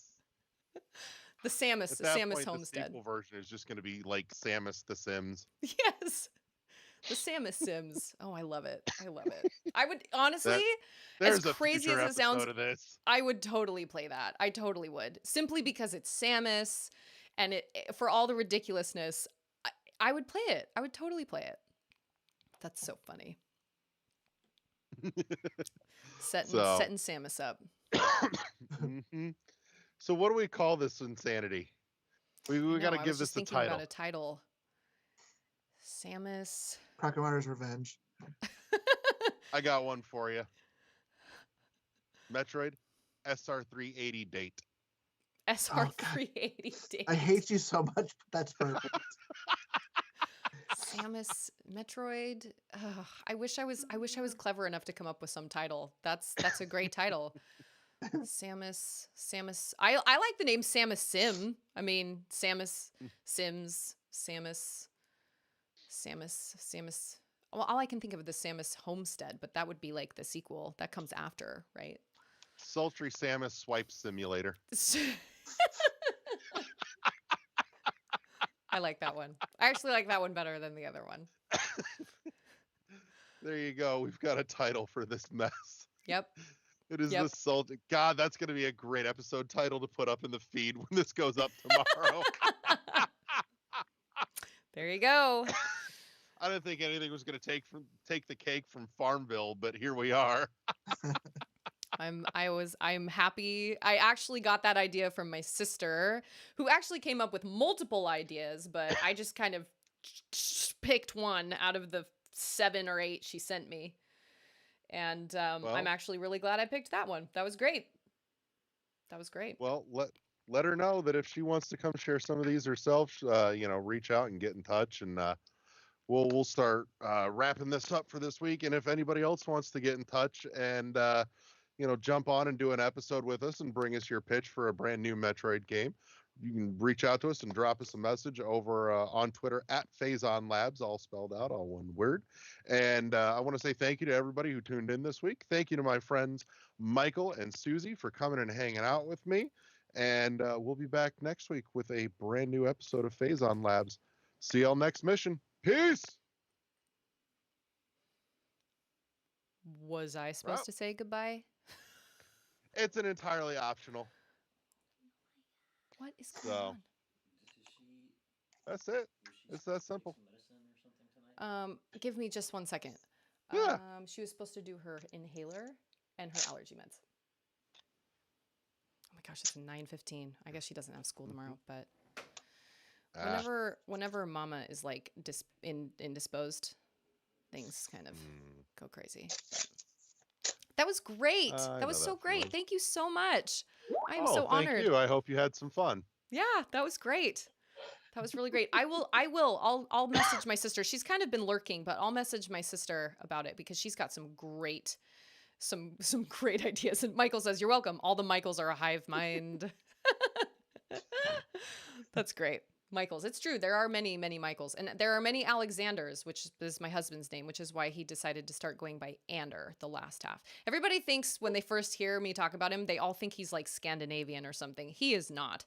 He is like nowhere near Scandinavian, but everybody thinks he sounds like Anda from Scandinavia or Switzerland or something, but he's not. He's just Ander. 1,000 Arms? 1,000 Arms. No, I have not played 1,000 Arms. Okay, 1H, 1D. Tell me who you are. That is Chris. Okay, that's Chris. That is all right. Chris. Yeah, I Yep. saw up there that he knows you, but I didn't want to say anything Yes. because y'all were recording. So welcome. Chris is one of our co-hosts on I'd Play That for $1. Oh, okay. Yes. Which is our budget gaming show. I feel like Hollow Knight is on. I mean, we could go on and on, but we certainly don't have to. But Hollow Knight was such a great deal at like what, $14.99. Oh gods, yes. With like what, 60 plus hours of gameplay. I actually read, I didn't feel this way about Metroid Dread, but apparently there were a lot of people that felt like Metroid Dread was super overpriced because of that exact thing. They were like, there are all these indie games that are wildly popular that were only $15, but I'm thinking, yeah, but those were indie games. They were first games. They didn't know how their games were going to do. Team Cherry had no idea how big Hollow Knight was going to blow up and how the entire world was suddenly going to wait with bated breath on whether Silksong was real or not. And so I don't feel like they could have charged $60 right out of the gate. But having played Hollow Knight now, I totally would have paid that much. But I don't feel like you can do that as an indie game, like right out the gate. Who knows how much Silksong will be then? I don't know. I have no idea. I can't see Silksong maxing out at more than $30. I kind of agree. And I don't with you. even think they won't go that high. I think they max out at 25. I think you're probably right. So. Michael says Gris. Yes. Yeah, I agree. I can't believe it took me so long to play that game, and Michael kept bugging me, and I was like, yeah. And then I played it, and I cried. 1,000 Arms is a dating sim RPG. You date girls and take them to the forge to make your weapon stronger. Sultry Samus Sim needs this. Wow. So like you can like upgrade your suit and stuff. This would have been great for the podcast, but you can like upgrade you get suit upgrades based on like who you date. You take them to like, I don't know. I would love to see some little like upgrade like place for Samus to be like, hey, I need an upgrade. And they're like, all right, cool. Like some like super gnarly looking little Chozo or something. And she's like, hey, I brought you this. I need you to upgrade my whatever. And he's like, fine. Gnarly little Chozo guy. It would have been really cool in Dread if you had actually gotten like new Chozo tech, like a new Yeah. upgrade that for the first time in the series handed to you by Quiet Robe. Quiet You know what Robe. I would have liked? You know what I want to see in a Metroid game? I Hmm. want to see you get upgrades that are fucking useless. Like, as in, like You're like, you they got this, and mistake. you're like, sweet. What? Yeah, Why? like they You What? didn't can turn plan into a puddle of properly for goo. what you were going to be doing on this Yes. planet, and so here's your bubble cannon. Yep. And then suddenly, plot twist, it's the only thing that beats the boss. Ah! Oh, so now we're going the fucking Mega Man route. Yep. Or like Zelda. Yeah, every time you go into a Zelda dungeon, it's like, oh, I wonder what I should use on this. Okay, all right, I'll use Uh-huh. the. It's Yeah, not the yeah. thing I got out of the giant chest. No, couldn't be. Couldn't be. Well, thank you guys so much. Thank you for having Thank me. you I for really, coming and really hanging out. appreciate it. You Yeah, are this was welcome great. anytime, and you know how to get a hold of me. Like I said, I love conversating with you. So Well, I appreciate that. Appreciate that. I think I have some time to play some Death's Door, so go for I it. Oh, fucking will. fantastic game. Yeah, I'm enjoying it a lot. It's really, really great. It's I can't describe like what it reminds me of, but it reminds me of something. Oh, I guess it does kind of remind me of Hades. Yeah. Yeah, we talked kind of about Hades and kind of a Hollow Knight type feel. I Yeah. don't know. It's great. I love it so far. I'm not That's how super I've been super selling far it, into it, but actually. It's like if Hollow Knight and Hades were kind of mashed together, yeah. and it was so much fun. I enjoyed the story immensely. I just beat the granny. And she kicked my butt, man. I was Yeah. not prepared. I was really not prepared. She really, really kicked my butt. I was shocked. I was like, Yeah. I had many rage moments where I've had lots of rage death moments actually, but it's okay. It's fine. But that's kind of, it doesn't matter. But I'm enjoying it Should a lot so far. So, but I think I'd like to get some of that in and whatnot. But thank you again for having me. I really appreciate it. And I'll reach out to my sister and see how she feels about possibly, because she had a plethora of ideas. And I know my brother has ideas too, but my brother is crazy busy and has all sorts of things going on. So I just don't think he was able to contact me in time. Shush Shawl. Yeah. Quiet Robe, AKA Shush Shawl, AKA, what did my sister call him? Shoot, now I can't remember. She had a good name for him. We had a whole section where we were coming up with different names for Quiet Robe, and they were all excellent. Silent Shroud, yeah, that's what it was. Silent Shroud, Shush Shawl. Yeah, I can't remember them all now, but they were all on point. But thank you guys so much. I really appreciate it. This was awesome. Quick note: Yeah. if any of your people want to catch the finished product version of this, you can, just so you know where to find it. It will be in our RSS feed. If you search for World 1-1 Podcast, all your favorite podcatchers, and there's a YouTube channel as well if you want to put it in the background there. Just World 1-1 Podcast on YouTube as well. So, Alrighty. World 1-1. That's how we've kind of been communicating is on Twitter, but. Yep. So I'll All see right. y'all back Thank in you. chat. All right. Have fun. Adios. Bye. All right. That took a whole lot longer than I meant it to, but that's okay. It was fun. It was really, really fun. Whisperous rap. Oh my gosh. Oh my gosh. You guys are so clever. Oh, I could not come up with these things. Oh my gosh. Okay, so before I guess I could play some Death's Door, but I suddenly just remembered. I also have a couple snippets from this play of my dad's. Okay, so hold on. Let me Oh, okay. I'm going to make Skype go away and let me get here on my screen really quick, and then we can watch one of these clips, and then we'll watch a few more next stream. So my dad wrote this one-man show. It's called The Farley Family Christmas. He plays all the characters, obviously. So today at church,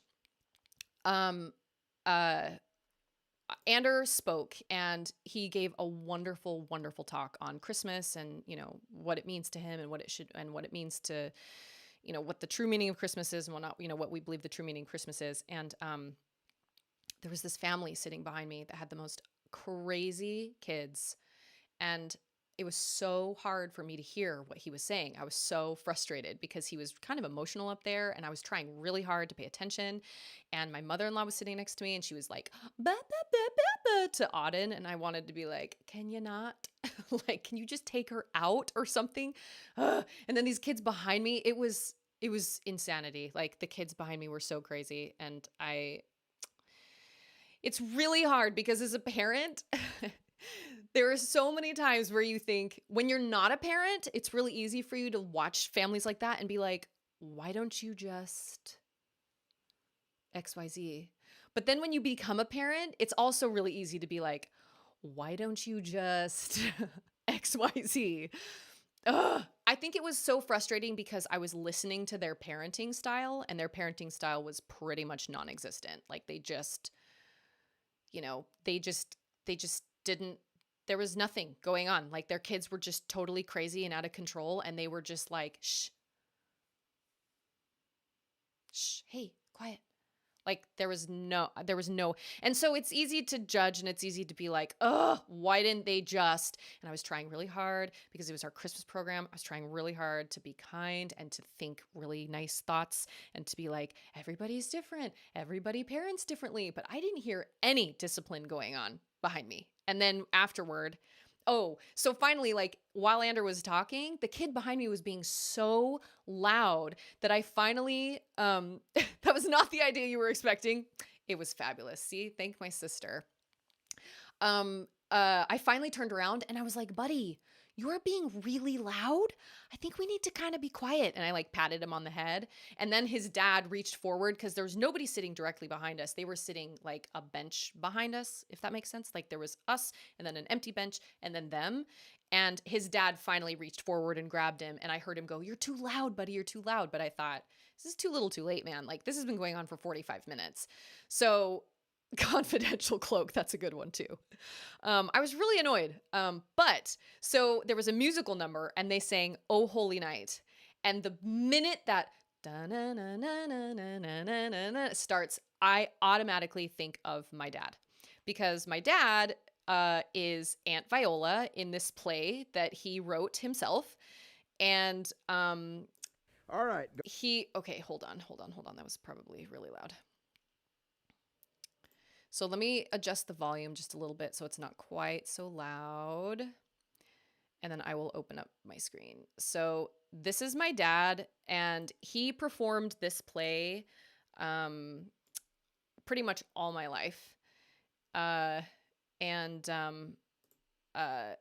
seen it hundreds and hundreds and hundreds of times. Forgive my editing. I did not make it pretty. I just started it and stopped it. But these are just clips from my dad's entire Christmas play and classified cloak. That's also a good one. But this is Aunt Viola. And I can almost guarantee muffled moo moo. Oh my gosh. Oh my gosh. I need to make a montage, like a supercut. Oh man, so many great ideas. So this is Aunt Viola, and she's going to sing for us. And this is what I grew up with in my family home. So anyway, Aunt Viola. Go ahead, honey. Can you guys hear it?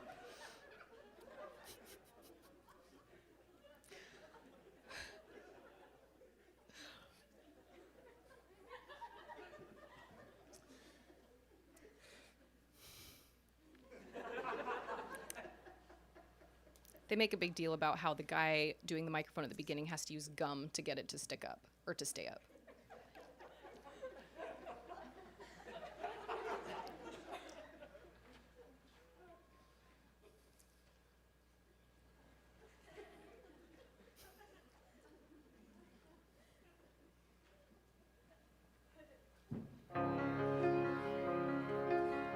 That's too fast.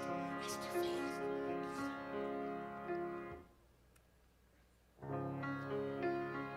Every time I hear this beginning, this is what I think of.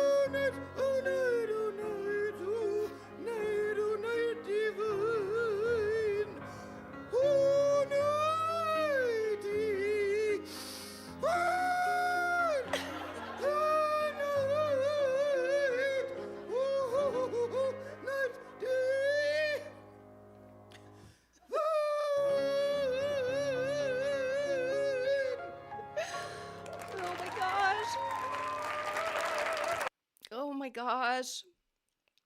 Aunt Vi. And then after that, the MC, his name is Heber, and he says, didn't have a lesson in her life. Now, doesn't that just show you?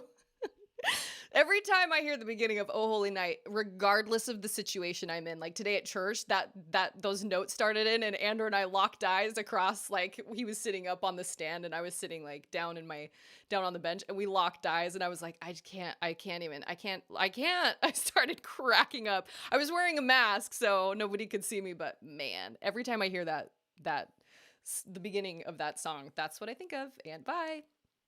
She is hysterical. Oh my gosh, she's so funny. Discreet dungarees. Oh, now we're moving into pants. Was he wearing pants? I don't even know. Okay, let's see. So, here is, let's see. Okay, here is the famed Aunt Pearl. So, I have talked about Aunt Pearl before, on stream.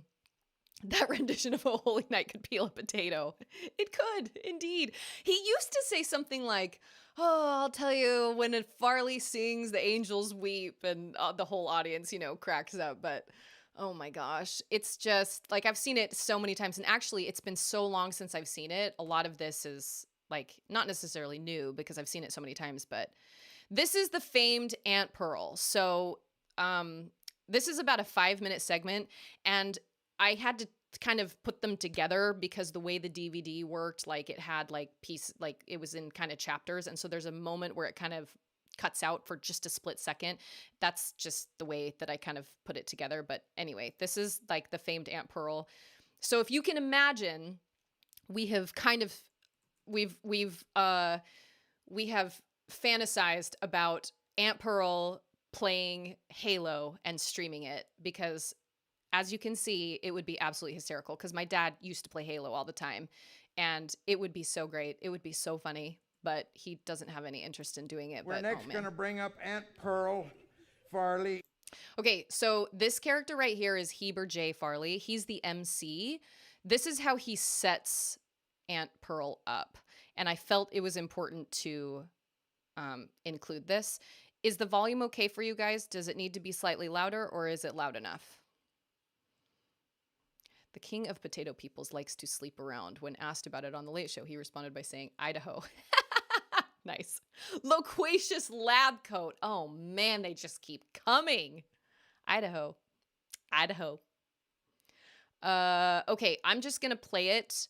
If I need to adjust the volume, let me know. But anyway, this is Heber introducing Aunt Pearl. Axelson, who is our family historian and gynecologist, and we are very grateful for her gynecology in the family. As you can see, we need a good gynecologist because things really can change fast around here. And I have seen her gynecology, and it's tremendous. And every Saturday she gets together all her papers and goes right up the gynecological library in Salt Lake City and puts all her stuff out there and goes right to work. I'll tell you, she knows this family inside and out. We are very grateful for all that she does with her gynecology. Huh? Shh, I can't hear. That lady was laughing so loud. What? Oh, I did? What did I say?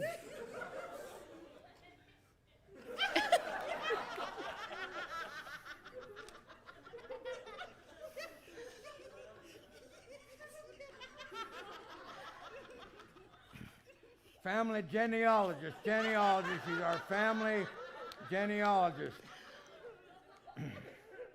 Although I guess you can see that there's a relationship there anyway. Any rate, we're going to turn the time over to Aunt Pearl Axelson. So come on up here, Pearl. Give her a hand. Pearl. Okay, here she is. The legend. Honey, I hope you didn't hear what I meant to say that I thought I said. Did you hear what I said that I thought I meant? Oh, you didn't hear it? You were getting ready? Oh, nothing at all. It was a little slip of the tongue. Didn't mean anything at all. You just don't even think about it, honey. Just go out there and have a good old time and show them what you know, all right? There you go, there you go. All right, here we go. Well, hello, everybody. There she is. What a great blessing it is to be here with the Farleys here this Christmas season. Isn't it a blessing? And we love you so much, each and every one of you. You too, Farrell, you're the largest single body we got. Love him so much. There's so much of him to love, isn't there? Uh-huh. He's got that Dunlop's disease that Dunlopped over his belt. Okay, so I'm up here to do several things. Now, this is something I hadn't planned, but you don't know it, but I just won a prize for poetry down to the Daily Herald. And I just thought I'd take this opportunity to read you a prize-winning poem that come from your own family. Won't that be a blessing? So, this is called This Spoon. It's about this spoon. You'll find out why it's called this spoon once I read this spoon. Okay. I should tell you that I got inspired from this. It shows you how inspiration can come from anywhere. I was sick one night and I couldn't go to sleep, so I went into the bathroom and I was sitting there and just quite upset, and all of a sudden I got this idea to write this poem, and I wrote it and it won a prize. And I got 1,000 pounds of dog food for it, so I only have kitties, so if you have a dog, we can make a deal. Come up and see me, okay? So here's this spoon. 'Twas the night before Christmas, all the f***ies was in bed, some snuggled at the foot and some at the head of the bed. There's 3 rhymes in one line, how about that? Yes, all was asleep and nary a mover, and the house was all clean with the help of the Hoover. I was finally in my nightgown and excited for sleep, 'cause during the day, them kids was little bleepity bleeps. I know you know what I mean. But what to my kidberry ears there arose, sounds that scared me from my nose to my toes. Oh, this noise was bad, it made such a clatter, maybe someone's sick or Heber's up with his bladder. Oh, shut up, Heber, everybody knows you got that problem anyway, okay. I got up my courage and crept down the stairs, and there seen a sight that give me the scares. For it wasn't Heber Farley of being ridiculous, it was that cheerful elf himself, jolly old St. Nicholas. How's that for a rhyme? Yeah, all right. He had a red suit that was covered in soot. His hair was dusty but cleaner at the root. He had a big nose that was red like his suit. It was round like a wheel and a running to boot. Well, what a thing it was, and what would you have done? Well, I'll tell you, I was paying attention. That's what we call a forced rhyme. He sneezed as he worked there putting out the stuff. Then he turned and, my gosh, wiped his nose on his cuff. Well, that does it, I thought, and I went to my room. I picked up a bottle and I picked up this spoon. Dear Sandy, I said, working up my nerve, you're an older fella now. You need some vim and verve. Well, he was kindly, you know, and smiling and such, but with a tilt of his head, he admitted as much. So I offered him some of my remedy true, and he downed several whole spoonfuls, nearly turning blue. Well, I heard him a-shouting as he drove off in his sled, but he was so high up that I missed what he said. But that there's the way that I met Mr. Santa, and this here's the spoon still covered with my Lanta. That's a prize winner. Oh, Aunt Pearl. Aunt Pearl was a really big part of my life growing up. I think Aunt Pearl was probably one of the most popular characters he would come out with kind of just randomly. Aunt Pearl, and then Heber, the one wearing the Santa hat, the MC, he was a really popular one as well. But Aunt Pearl is the one that he got glamour shots taken of, and I have those on my Discord. So he had glamour shots taken, and one of them actually hung in our basement like for most of my life, and everybody always thought it was my grandma. It was not. It was my dad. Okay, so I guess so we can either watch, I have 2 more clips from the Farley Family Christmas, or we can move on to Death's Door. I mean, it's 9:42, so I really don't have like that much longer I can stream, but I can either play the game or we can watch these other 2 clips from the Farley Family Christmas. It's really kind of up to you guys. I mean, it's up to me too, but I have Grandpa, and then I have the sleigh ride duet, which is played off stage. It's played on the speakers. And my dad's friend who did the sound or did the music for the Farleys, he recorded it, and my dad said he listened to it on the way home from the guy's house, and he said I had to pull over off the side of the road. I was laughing so hard because it is the most ridiculous duet of sleigh ride you'll ever hear in your life. So since we've watched these other ones, then we'll watch this one as well. Okay, so this is Grandpa. Oh, Grandpa just woke up. Grandpa, you want, turn on his hearing aid so he knows he's alive, will you? Listen to your heart. Grandpa, It's been the family. so long since I've Turn his seen head this. this direction. It's me, Grandpa Heber. You want to talk? The family's here. Whoa. I take great pride and prejudice in introducing to you the patriarch of our family, my own father, Asa Dean Farley. Come on up here, Grandpa. Here, you boys help me get him up here, will you? You take that elbow and I'll take this. On 3, we're going to lift. Are you ready? 1, 2, 3.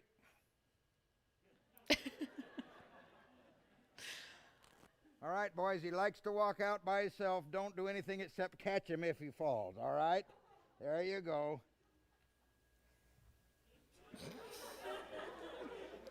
Grandpa made an appearance every once in a while in our house, too.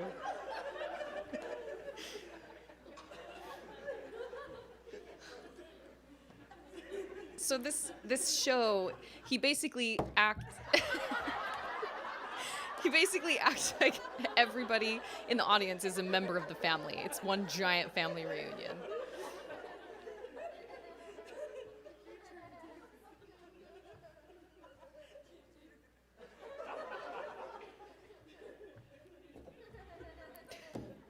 My dad has that Santa now sitting out in front of his house.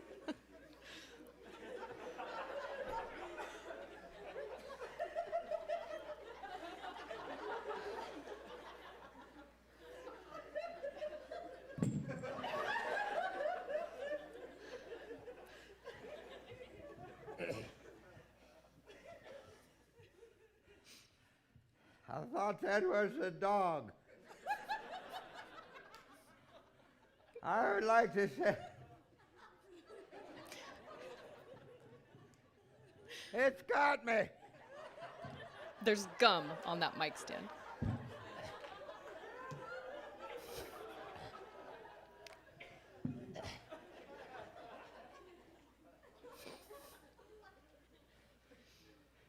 There's alien blood coming out of the microphone.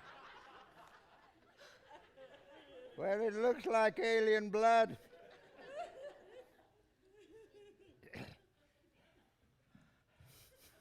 I love Christmas. What a blessing it is to be here at Christmas time. I know there was some of you who thought I was going to die before Christmas. Well, I didn't.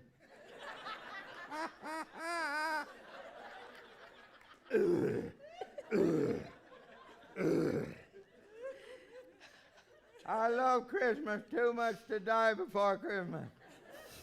Oh my gosh.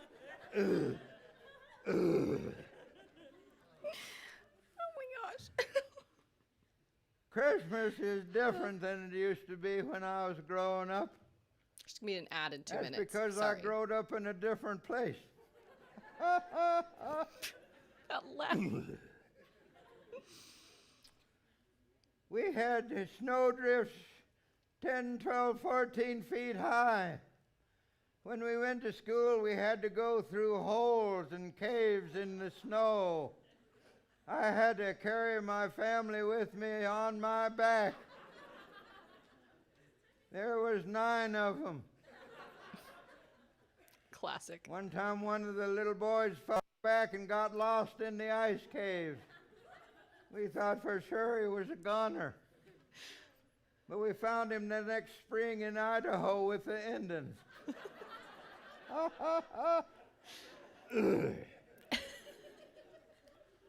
Pretty good shot with a bow and arrow after that.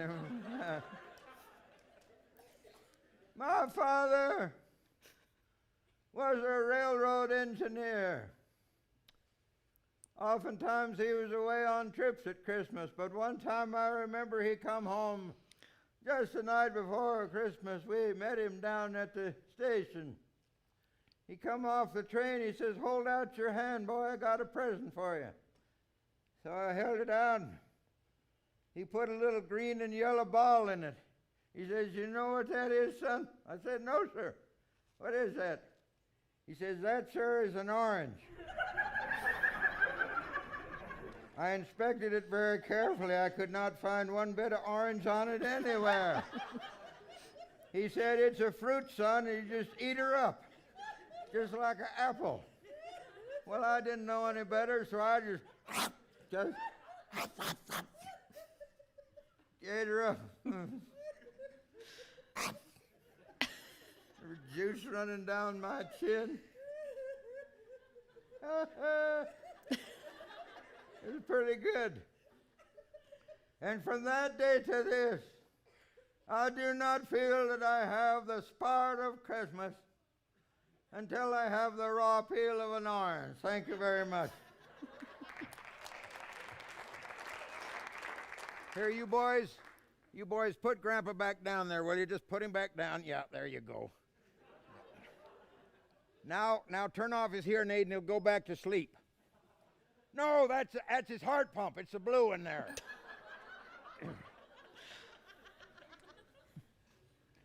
Well, old Grandpa, we love him so much. What a wonderful man he is. I mean, here he is, pretty near 100 years old, and he's still so full of vim and Viagra.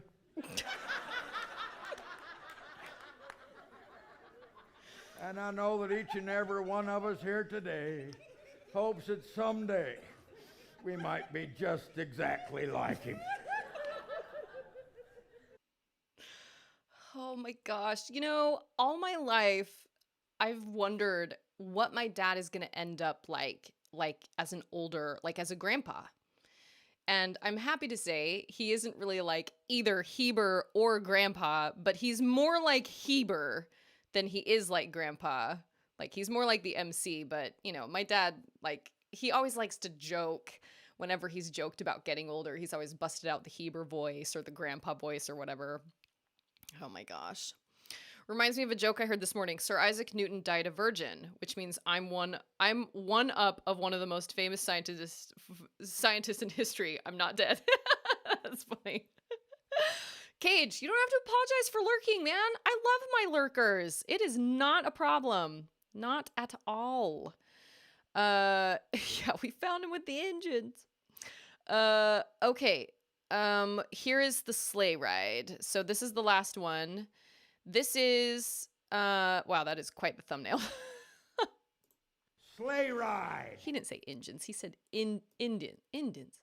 Okay, so this is a duet done by Vita and Theta. So Vita and Theta Farley are supposedly off at the organ playing this song together. Enjoy. Sleigh ride. So girls, take it away.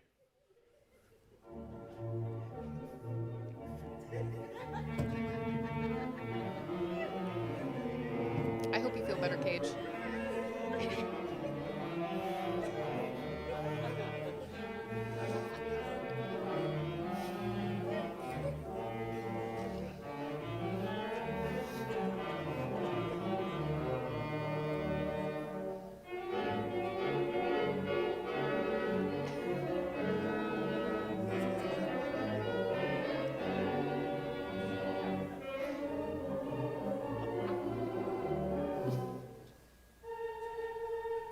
I can't hear the sleigh ride without thinking of this song either, or this particular one.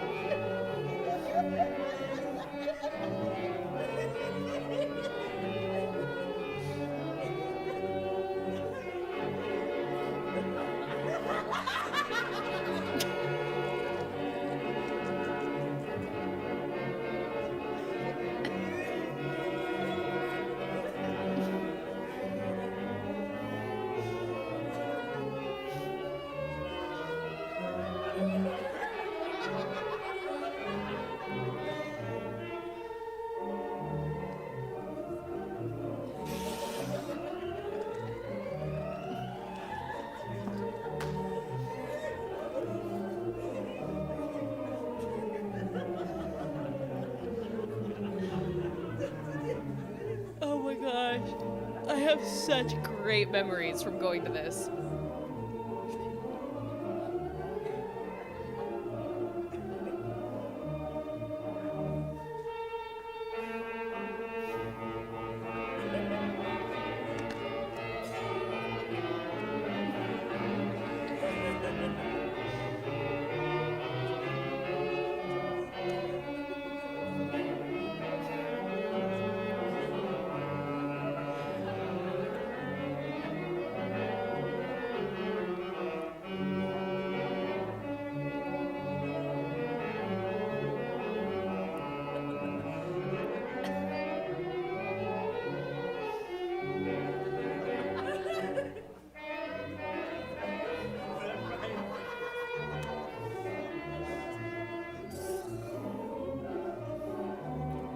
No, I'm not in any of these clips.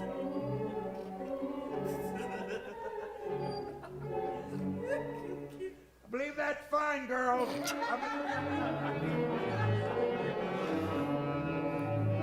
I think this was recorded at a show, like at a, I think I was already in Texas by the time. This was one of the most recent ones he did.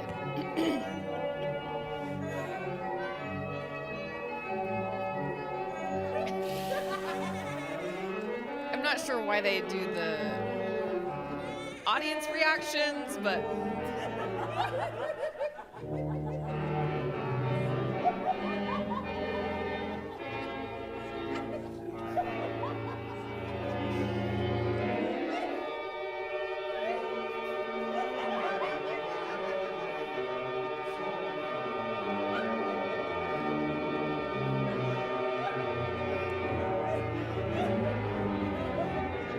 it's been a long time since I've heard this whole thing, though.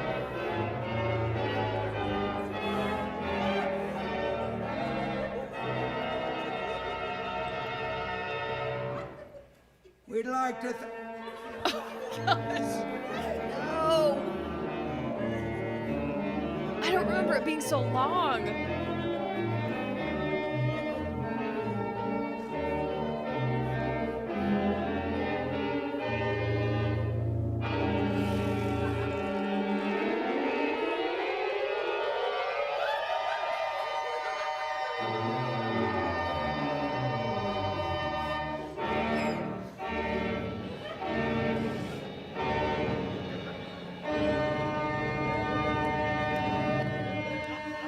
Well, thank you, girls. That was- We appreciate it. Take your fingers off the keyboard. Oh, my cheeks hurt.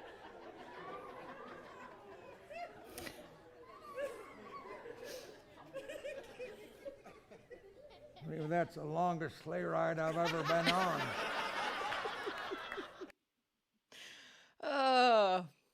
This is what my Christmases consisted of when I was growing up. We always went to go see my dad at least one time. And as I was growing up, I remember kind of being resentful of that because I was like, ugh, I've seen this so many times. I've seen it so many times. Can he recite it by heart? Probably. I know his memory started to get a little worse as he, like, the longer he did it. I know he would kind of forget some things. And there are actually a lot of things that he would ad-lib, like with Grandpa or with Aunt Pearl or whatever. There were definitely parts he would ad-lib. I think he could probably still do the whole show. But I remember going and helping him backstage one time, and he's like drenched, covered in sweat by the end of it. He is out of breath. He's working so hard. And, you know, it's one man. So, I mean, I helped him backstage, but I really didn't do much. There are 2 times where he leaves the stage. One is when he goes off stage to change into a costume. He comes back on as a guy, as one of the Farleys who has a show in Vegas. It's a really bad show. Like, he's just a silly, dumb Vegas performer. and then so he does go off stage for that. He goes off stage for the intermission, and then he also goes off stage for the very, very last number, which is somebody called Sweetums, who's dressed as a giant snowman, and she dances to the Waltz of the Flowers and completely annihilates the stage. It's I think it's one of the last numbers, but for the most part, he's on stage the whole time. And so it's exhausting for him. It was just hard work. And he finally, when he was about to retire from the university he taught at, he was just like, it's good timing because I can't do it anymore. It's just too hard. And I know he kind of secretly hoped, I think when we were all younger, I think he really hoped he would, that one of us would kind of develop that same passion for acting he had and maybe carry it on. I think he was kind of secretly hoping, I could be wrong, but I think he was kind of secretly hoping my brother would kind of carry the Farleys on, and my brother just never really had any interest in doing it. It's really funny and it's really well written and it's so silly and it was wildly popular. He had massive crowds, but we just never really, we were never one to, none of us were ever interested in like carrying on that legacy. I think he was kind of disappointed in that, but Timid Turtleneck. Oh my gosh, that's also great. I should have been writing all of these down. That is so fantastic. Oh my gosh. You guys are so clever. I'm a writer and I would not have been able to come up with all of these words, all of these names. There's no way. Maybe, no, I really don't think I could have. You guys are so clever. But one of my regrets is that I was never able to travel back home to Utah for my dad's very final run of this show. Muted Mittens. Any article of clothing goes now. Any article of clothing. They just get better. They just get better and better. But I wasn't ever able to go home and actually like be there for his final run or his final show or whatever. And I really wish I could have gone. But at the time, we just couldn't afford tickets back to Utah. And it's expensive to fly there anyway. And of course, it's Christmas time too. So it's double expensive.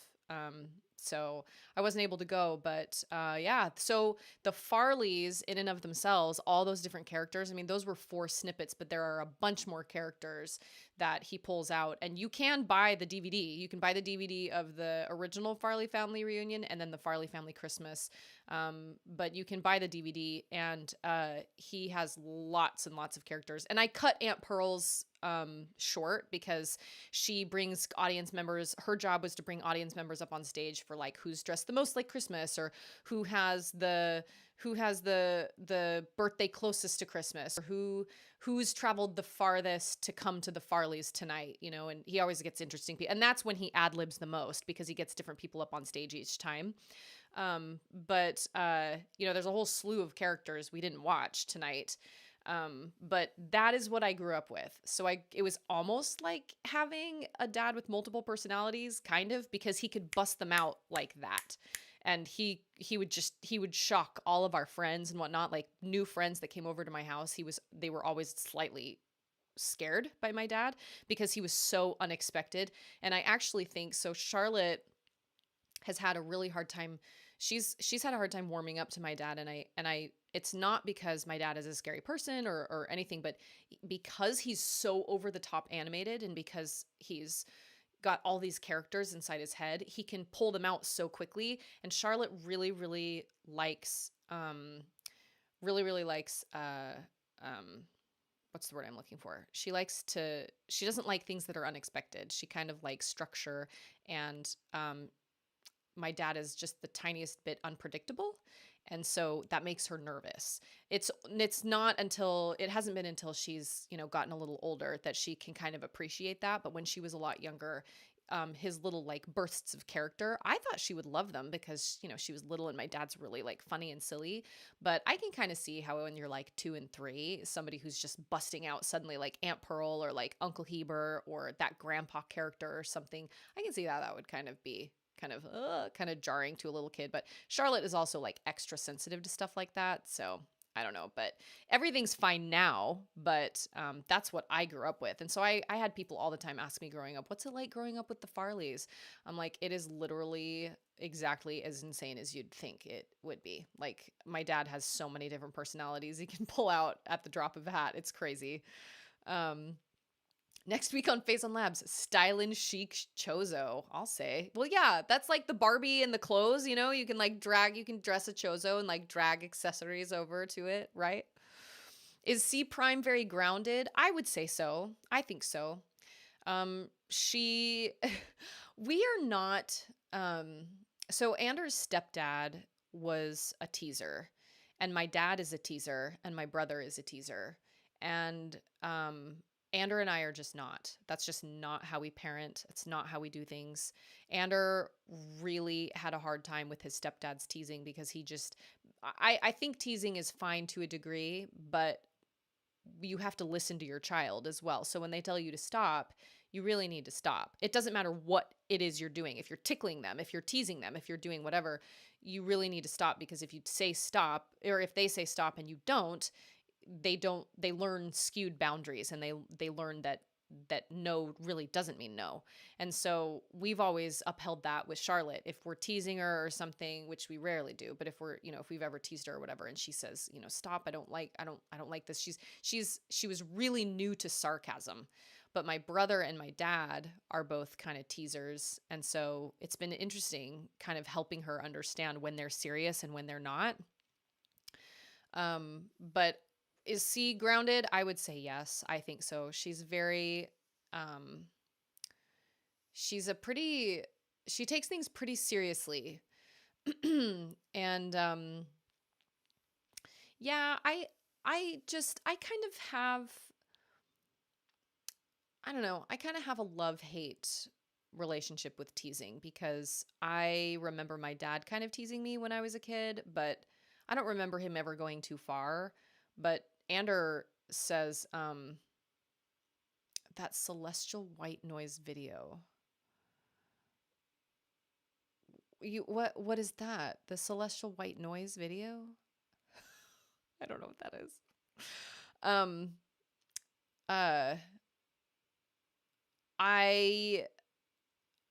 don't know. I guess I would say that Charlotte is grounded. She seems like a pretty grounded kid. Like, she seems to kind of understand. She's also just really oversensitive. She's really sensitive. But, I would rather, the bottom right, a celestial white noise. Sure. Do you need white noise? Do you need white noise to sleep? Celestial white noise. Sleep better, reduce stress. It says it's a fundraiser. It's got 55 million views. Yeah, I can send that to you. I'll have to do it. I'll have to do it after my stream, because I'll have to go to Twitter and I'll have to, you sleep with the TV on. Okay. That makes sense. Anyway, I don't know. It's so hard trying to raise a child that's not jaded, but that's not overly desensitized, but that's sensitive, but not too sensitive, that can handle teasing, but not too much teasing. Like, it's really, really hard getting that balance. And Charlotte has always been a little more of a sensitive kid. And sometimes I have to be careful with things I talk to her about, because she won't be able to let them go. I have to be careful, like, if something really bad happens in the world, or, if she finds out, something bad happened to a person or whatever, she'll dwell on it all day long. She's a really empathetic little person, and I appreciate that, but it can be kind of like, I have to kind of be careful. There are times where I want to be like, ugh, just suck it up. But then there are other times where, like, I want her to be sensitive. But anyway, I don't know. I'd like to think that we've kept her pretty grounded. I hope so. I mean, I don't know. I'm also her parent, so. Well, oh, you know what? I had a countdown timer that I was going to put on my stream, and I forgot. That's all right. I'll do it now. No, I'll start a timer on my phone. On my phone. I am not an Aussie. I'm supposed to be British.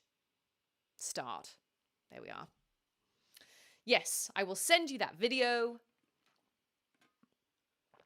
I really don't think I'm going to get to play any Death's Door tonight because we kind of did a bunch of other things and it was nice and lovely, and you saw my dad in his crazy glory. I mean, that's what I grew up with. It was kind of bizarre, but it was all right. I didn't know any different, so it was just kind of, other people might think it was odd, but I just didn't really know any different. It was just my life. I think my mum had a little bit of a hard time with it. I would imagine it would get a little old after a little while. I think it would get a little old. The different characters and the different, all the different personalities and whatnot. I think that would get a little old after a little while. I don't know. For me as a child, it was kind of like, that's just my dad. That's kind of how it was. You need to send me a video. Send away. And I do have that countdown, but I completely forgot to put it actually in my stream. So I will do that for next time, because she will learn resiliency from the school and the rest of her life journey. I think it's fine that you are her supportive resource. I try to be, because I kind of feel the same way. She's going to go through hard times and she's going to experience heartbreak and frustrating things, and the world is harsh and it'll chew you up and spit you out. And I want her to have a safe space here at the house, and I want to be that supportive person to help her through.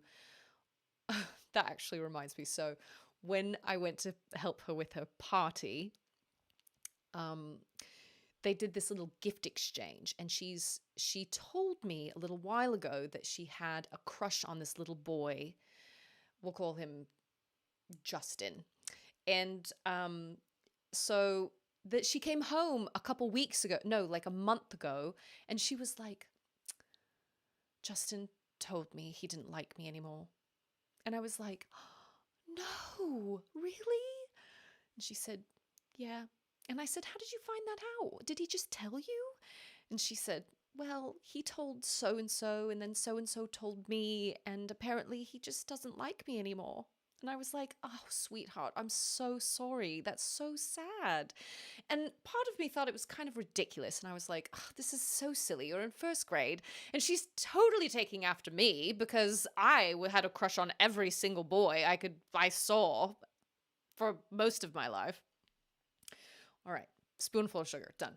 But I was like, but I wanted to give her this moment because she was heartbroken. And I was like, I am so sorry. That's really hard. And then after she'd kind of gotten over it, I was like, okay, just FYI, we're not dating. We're in first grade. Because she said, he broke up with me. And I was like, oh, kind of not really. So anyway, at this little gift exchange they did, they all had little gifts in front of them. I guess I can go back to my just chatting screen. Hold on. They all had little gifts in front of them, and I guess I can put my radio beats back on as well, but I need to turn the sound down. And they were rolling a dice to, like, each number represented something. So they could, yeah, I had crushes on all the boys when I was a kid. And Andrew makes fun of me for that. But the reality is, like, I had to keep my options open. Like, I might as well have had a crush on all the boys. Whatever, man. I just liked being around boys because boys were so much less complicated than girls.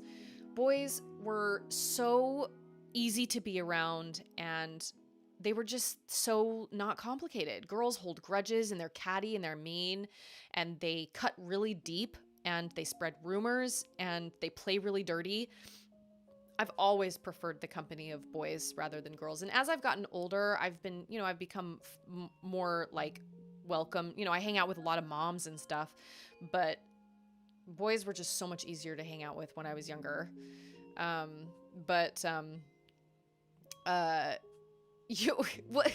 there's a line from Gravity Falls where Mabel's like, why can't you boys learn to hate each other in silence like girls do?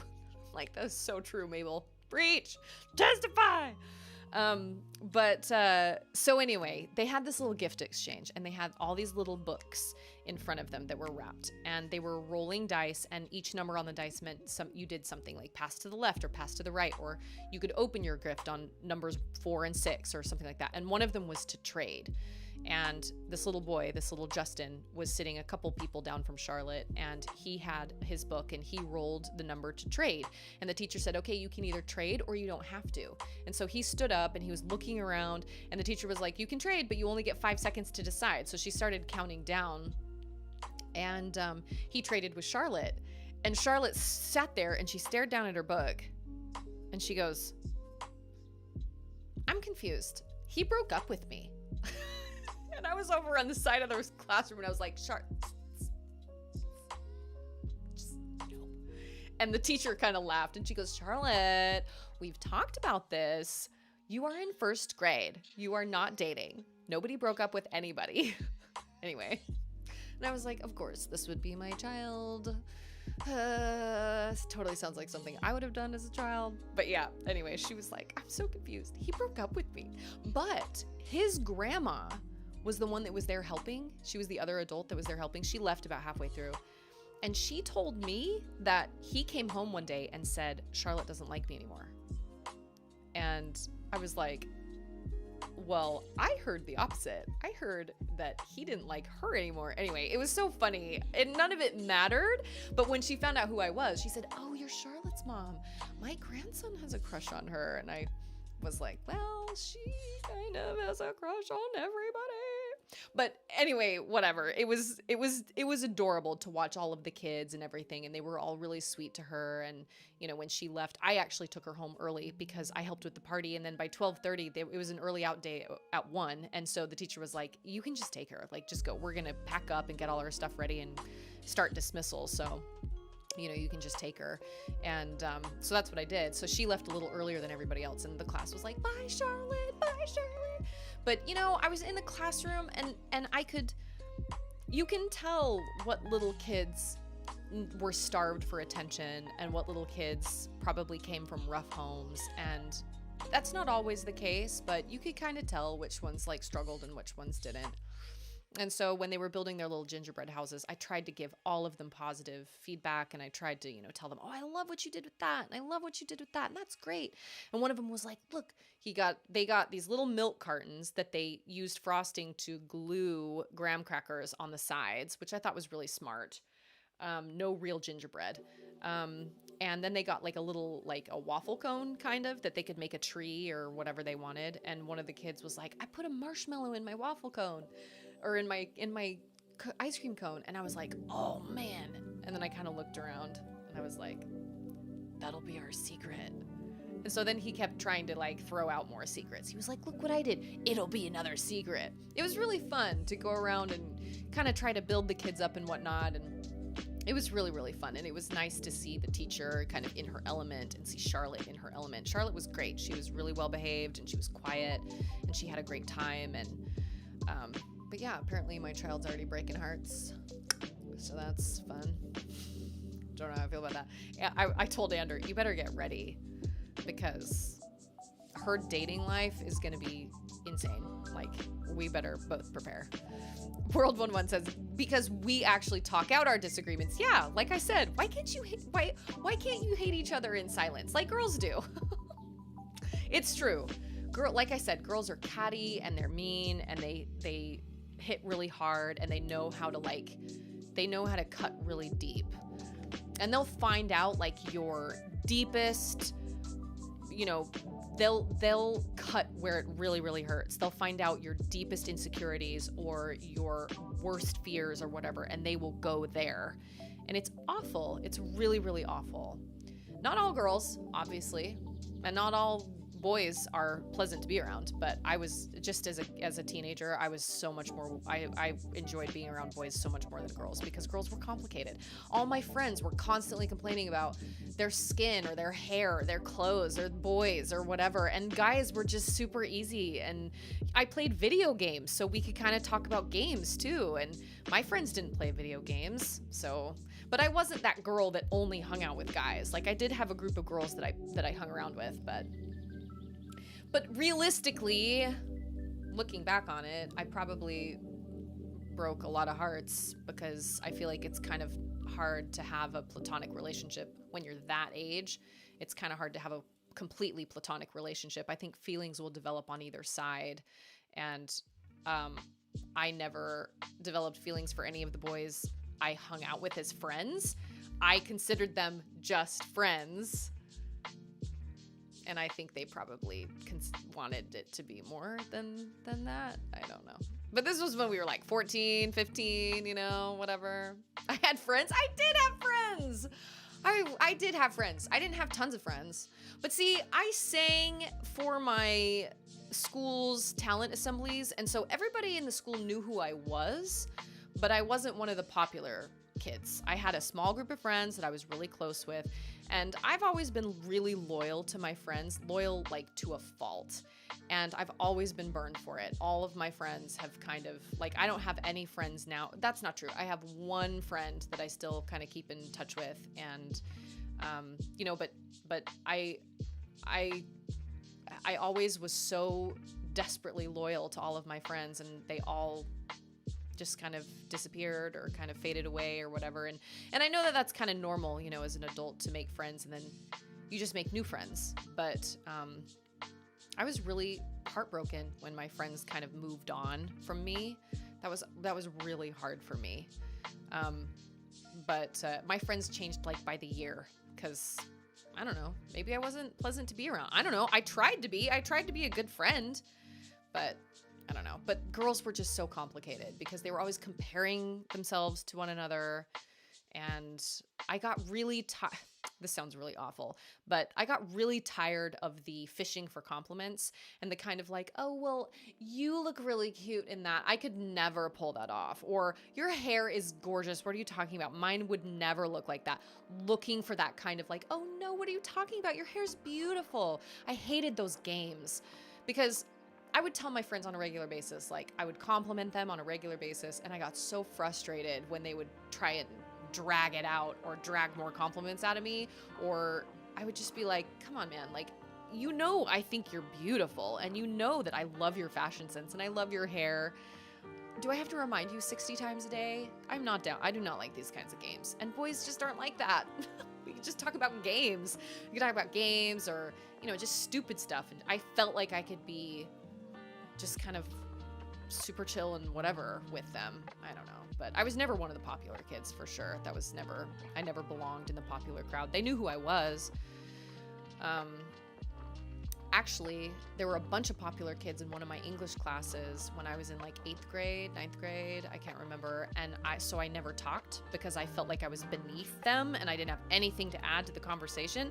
And I was just not allowed to like be part of the conversation because I wasn't in the hierarchy, you know, I wasn't in that. And, oh, yay, awesome, sweet, I am excited. But apparently, and I might have said this on stream before, but my mom went to a parent-teacher conference, and the teacher was like, can I be really honest with you? The kids in the class feel like Susie is really aloof, and they think she's really stuck up. And my mom was like, what? My Susie? And the teacher was like, yeah, they really feel like she thinks she's better than them. And so my mom came home and told me that, and I was like, what? These are like the elite of the school, like of my grade.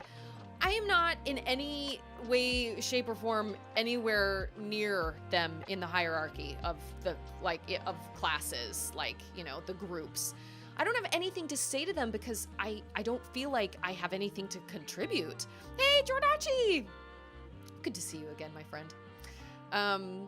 And apparently my silence came across as just being a snob. And I was so horrified because that wasn't it at all. I just didn't feel like I had anything to contribute. And I learned a really valuable lesson that day, that people perceive things differently, and that you have to be careful with, you know, how you're perceived through other people. Granted, your people's opinions of you don't have any control over people's opinions of you, but man, I know that this is me saying this, but I was not a snob in high school. I was friends with everybody. I wanted really badly to just be kind to everyone, and I was just not one to discriminate against anybody, because I believe that you should just be kind to everyone regardless of the situation. And they all thought I was stuck up. Alex says people in high school said I was something like that because I didn't talk to people. However, I was just an introvert. See? Like I said, apparently silence can equal being a snob. And that was news to me. I don't think I've ever thought somebody being quiet was a snob. I've just always kind of thought, oh, they must not have anything to say, or maybe they don't want to talk right now. I don't know. It's super wild. Stream has been really interesting tonight. I showed some clips of my dad's one-man show, his Christmas show. So if you feel so inclined, you should go back and watch those because they're pretty funny. I showed 4 of them. College was vastly better than HS. Yeah, I went to college for 1 year, and I had a couple like little mini relationships, but I really didn't date much because I was still kind of on and off with this boyfriend, and Ander was still on his mission, and I was still kind of miserable in my own life and in my own world, and it just wasn't. And then of course I got married to Ander when I was like 20, and then I decided to become an esthetician and went to esthetician school. But I don't regret that. What I do regret is when I was in high school and my parents divorced when I was 16, I dated this older kid for like almost my entire high school. Like when it happened, when I was 16, I dated this older kid than me for the rest of my high school career. And looking back at the time, I thought, you know, I'm happy and I've got this relationship and he's older and so he's more refined and I'm perfectly happy. But looking back on it, I really wish I could have like socially dated around the boys in my high school. Not that they were like super awesome kids, but I feel like I just shot myself in the foot because I never experienced like that kind of high school dating. Not that it's great, but you know. Okay, wait. We have Silent Snot Rag, which I only semi appreciate because he was okay. No, okay, Katie's not here anymore. I didn't want to spoil anything. 5 decibel do-rag. Obfuscated overcoat. What does obfuscated mean? I have never seen that word in my life. Did I cheat on that dude with Ander? I did not. No, sir. Nope. Ander was on his mission, and I dated this kid almost during Ander's whole entire mission, but we fell apart pretty long before Ander got home, but we kind of tried to make it work. We kind of, you know, were on and off. But deep down, I knew that I needed to try to have some sort of relationship with Ander, or else I would always wonder. This kid was convinced he was going to marry me, and I was like, I mean, we had a great relationship, and we were like, he was a great guy, but he was also much older than me, and we probably shouldn't have ever dated in the first place. So quite honestly, I really regret that whole thing, like as a whole. But we were completely broken up months before Ander got home. Jordachi went to music school. Probably a wasted degree, but it wasn't a wasted experience. Well then, what is it? Who was it that said if the time you spent, no, what was it? If the time you spent was enjoyed, it's not wasted time, or something like that. Yeah, I wish I had I think I've probably said this on stream too, and I told Andrew this. There was a kid in one of my classes. It was a word processing class, so there was a lot of kind of free time because we were learning how to work Word on these computers, and he was so handsome, and he was funny, and he was just a really all around really good guy. And we'd been in 6th grade together, and then I'd known him like all through middle school, and then when we were in high school together was when I was dating this older guy. And at the time, I remember thinking, oh, if he just showed any bit of interest in me, I would just drop this boyfriend of mine and I would go for him instead. And looking back, I'm such an idiot because he was shamelessly flirting with me, and we shamelessly flirted together in that class. And dumb me was looking for him to straight up be like, hey, I want to go out with you or whatever. And when I mentioned this to Ander, he was like, okay, he knew you had a boyfriend. He wasn't going to make a move on you. He knew you had a boyfriend. He was a stellar guy. He was a good guy. You were the one that should have broken up with the older guy, which you should have done in the first place, which you never should have dated him in the first place. Ander was so upset that I even dated this kid, and that's neither here nor there because he's right. But at the same time, I was younger. This kid was older. I'm perfectly at fault, but ultimately that kid was the adult and he should have known better, and he shouldn't have even gone anywhere near a teenage girl, anywhere near. It wasn't sinister. He was just not smart.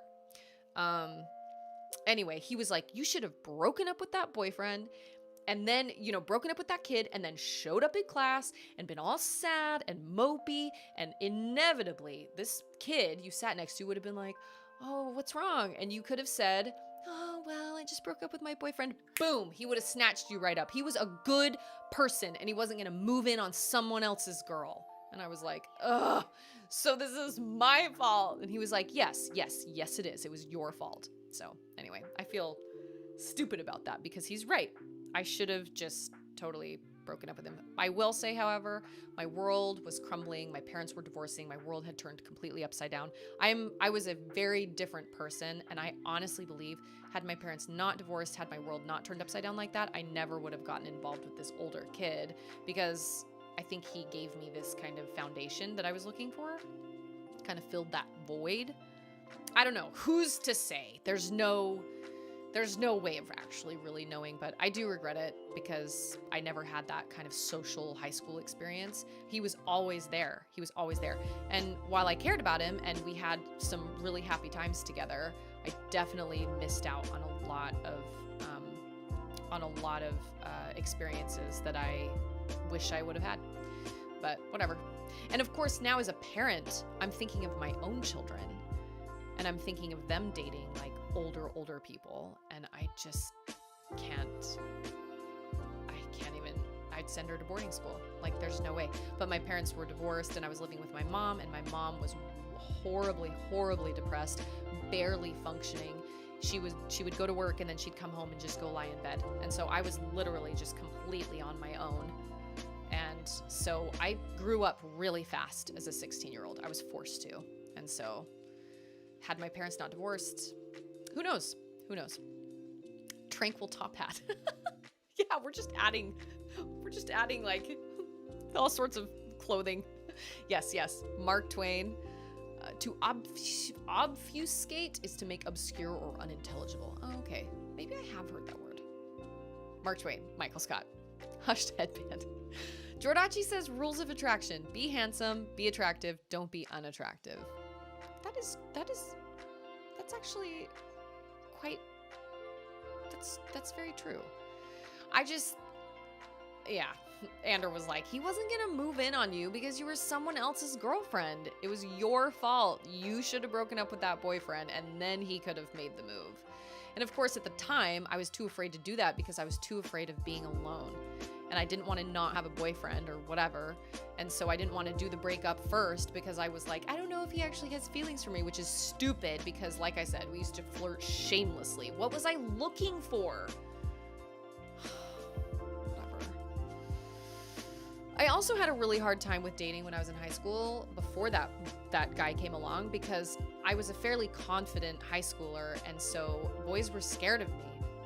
my dad and my mom were always like, well, you're intimidating because you're confident and because you know who you are and you know what what you want. And that can be really intimidating.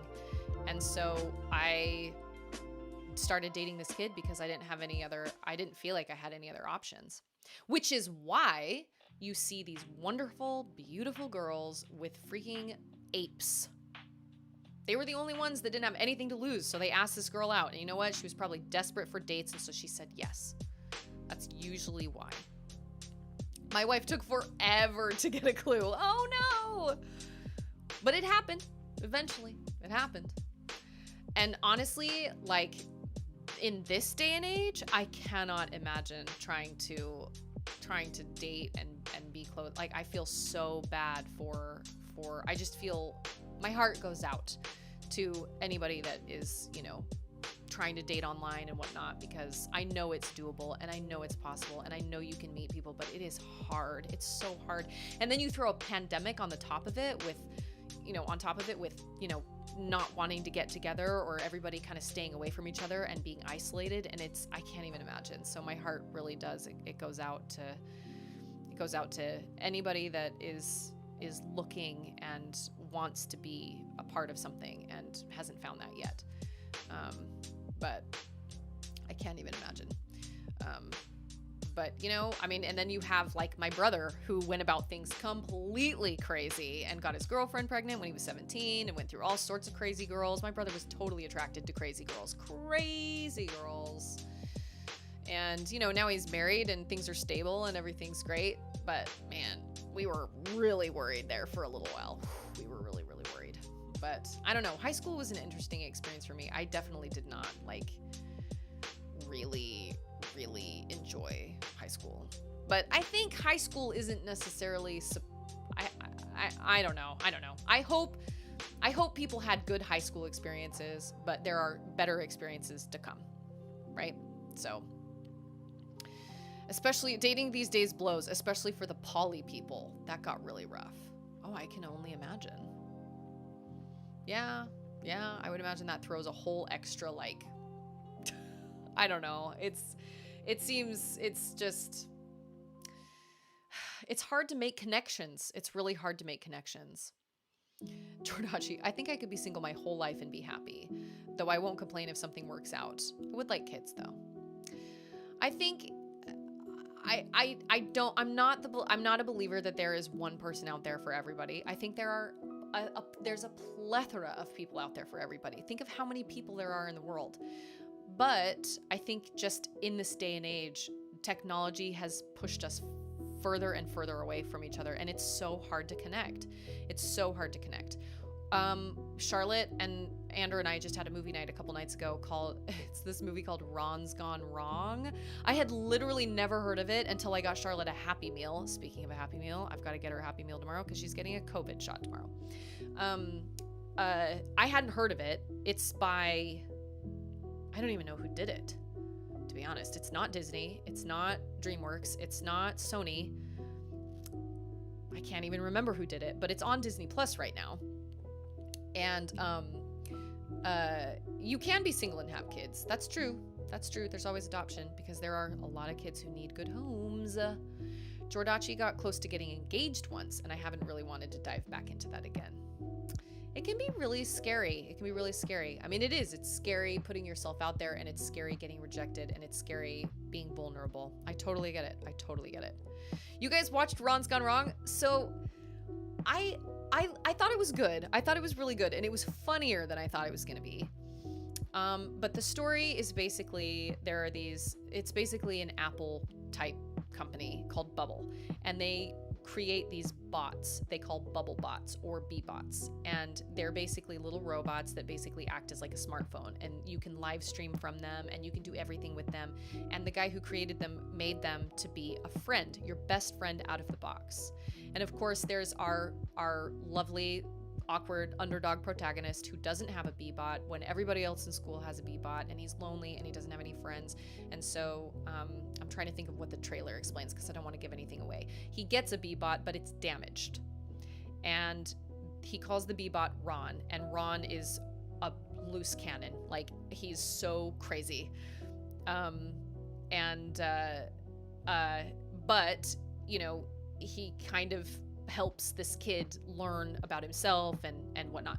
But it was interesting because it really showed this kind of disconnect that even though we are so connected with each other, even though we're connected right now and I'm streaming and I'm talking to you guys and, you know, we're connected, we're also really disconnected because of social media and because of all that. It's easier for us to disconnect from people. And it's really kind of these real relationships that are important. You know, you think about what can you take with you? You know, if you believe in the next life, what can you take with you? Can you take a smartphone with you? I don't believe you can. But I believe you can take your relationships with people. And I believe in another life after this one, a better life after this one. And so, you know, it's interesting to think about, all right, what can I take with me? I don't think I can take my Instagram with me, but it was interesting and it was good and I'd recommend it. Charlotte really, really liked it. Andrew and I were like, I don't know. It had some very poignant parts about social media, especially the effect social media has on children. I think Barney, the protagonist, I think he's about 14. I think he's in middle school. So he's about 14. But it did have some very funny moments. It was kind of like drunk Baymax, for an entire movie, honestly. Let's see. Larry's on his third marriage, 4 more and I get one free. Get a punch card. The big question is, have I seen Spider-Man? Yeah, nobody wants spoilers. I have not seen Spider-Man yet. I have no idea when I will see it. I am so behind on all movies. But I was telling chat earlier, we watched Thor Ragnarok, finally, for the first time ever. Oh my gosh, it's 10:38. Wow. I could probably stream for like 6 more hours, but I shouldn't because my child will wake up super early in the morning. My baby will anyway. Charlotte will sleep in, but I mean, I love streaming and I love chatting and I can chat forever, but it's probably time for me to sign off. It's a big commentary on the superficialness and vapidness of social media. Yeah, it was interesting. It kind of slightly gave me also the vibes of the Mitchells versus the Machines, but in a completely different way. You know, there's this big conglomerate, this big giant company, Bubble. And I think in the Mitchells versus the Machines, they call it PAL. But it's the same type of deal, right? And there's, you know, that character that kind of creates the whole thing and it either blows up in his face, usually blows up in his face, right? Like these robots or, you know, these B-bots or whatever, but I recommend it. I thought it was great. Like I said, I can't remember who even made it. I just remember getting it in a Happy Meal one time and being like, what the heck is this? What is this? And Charlotte was like, what's this from? I was like, I don't know. But we don't have regular TV that we watch, so we never see ads. We rarely ever see ads. We only watch streaming stuff. And I don't even have ads on YouTube anymore, so I don't even see ads that way. I saw Spider-Man, got pictures of him, and sold them to the Daily Bugle. Spider-Man! Yeah, I haven't seen a Spider-Man movie since Tobey Maguire. But thank you guys so much for being here. I really appreciate it. Thank you for putting up with my zaniness and my tangents and everything. And thank you to Larry and Michael for... Larry's Michael, World 1-1... Phazon Labs Michael for having me on their podcast, and thank you to Michael for being here always. I really appreciate your guys' support and your love and hanging out with me and everything. I really appreciate that. There might be a couple oh hey Rumi, how are ya? There might be a couple bonus streams this week, but I'm not gonna make any promises, but we'll see what Charlotte and I kind of end up doing, because now that Auden is mostly mobile, things are kind of crazy. And the only way we could really do it is if we put her in like, if she was A, asleep, or B, we put her in like the high chair, because that's the only place I can kind of keep her confined and be like, here's like peanut butter toast. You can eat this. And she'll sit and snack on it, which is great. But I don't know, we'll have to kind of see what happens. But there's is today 5Kez's birthday? Or was that last Sunday? I didn't miss it, did I? Was it today? 5Kez is 1. That's crazy. Yeah. happy. It is! Yay! Okay, I'm so glad. I'm so glad I didn't miss it. Almost, but didn't quite. Yes, please do. I would love to see your darling little pumpkin. If you haven't already, feel free to join my Discord. Oh, and look what I did, guys. Let's see if this will work. Whoa, that was good. So that's good, right? That's a reaction. And then there's,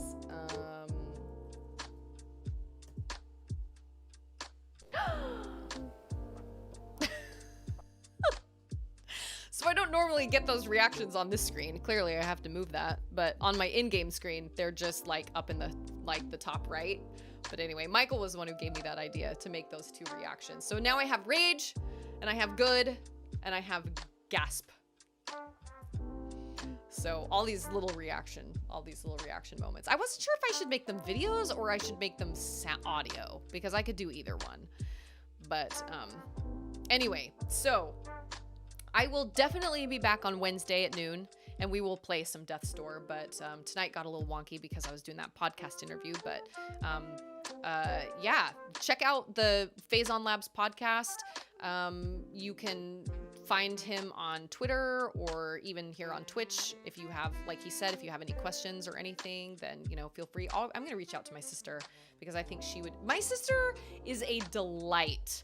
Okay. She is absolutely fantastic. And I know you guys know that because she's a delight in chat, but she's even more of a delight in person. So I cannot wait.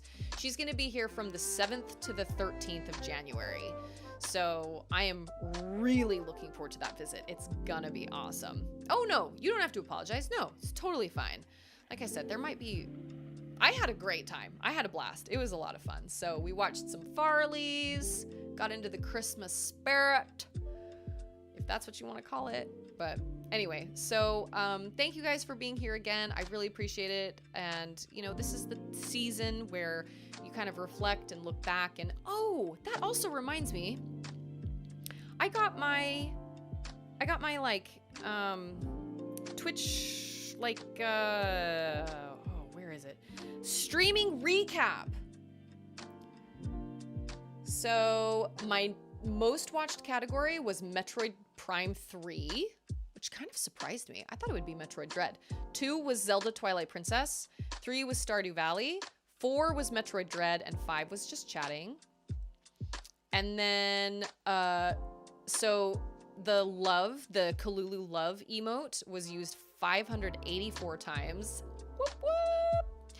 And you guys accumulated 200,060 channel points. And drum roll, Alex had the most with 42,520 channel points. So you guys made this year awesome, despite me having this big old space in the middle where I had a baby. But I really, truly believe streaming has helped me keep my sanity through having the baby and being a stay-at-home mom and everything. I'm really, really, really glad I found this outlet. So, you still have 106,000 points to use. Man, I have been thinking up. Oh, I just realized I have on there playing today Death's Door. Not today. I have been thinking of channel point rewards. I mean, if you have any ideas, let me know. Michael came up with a bunch of ideas in Discord, so let me know. I'm always open to those. But I have been kind of brainstorming and thinking. But all right, I'm gonna go grab a little snacksy before I go to bed. But everybody have a good rest of your night. Stay safe and know that I'm thinking about you and I appreciate you guys. And I'm so happy to spend my time with you and hang out with you guys. You guys are awesome. Yeah, as Rumi said, later nerds. Bye, everybody.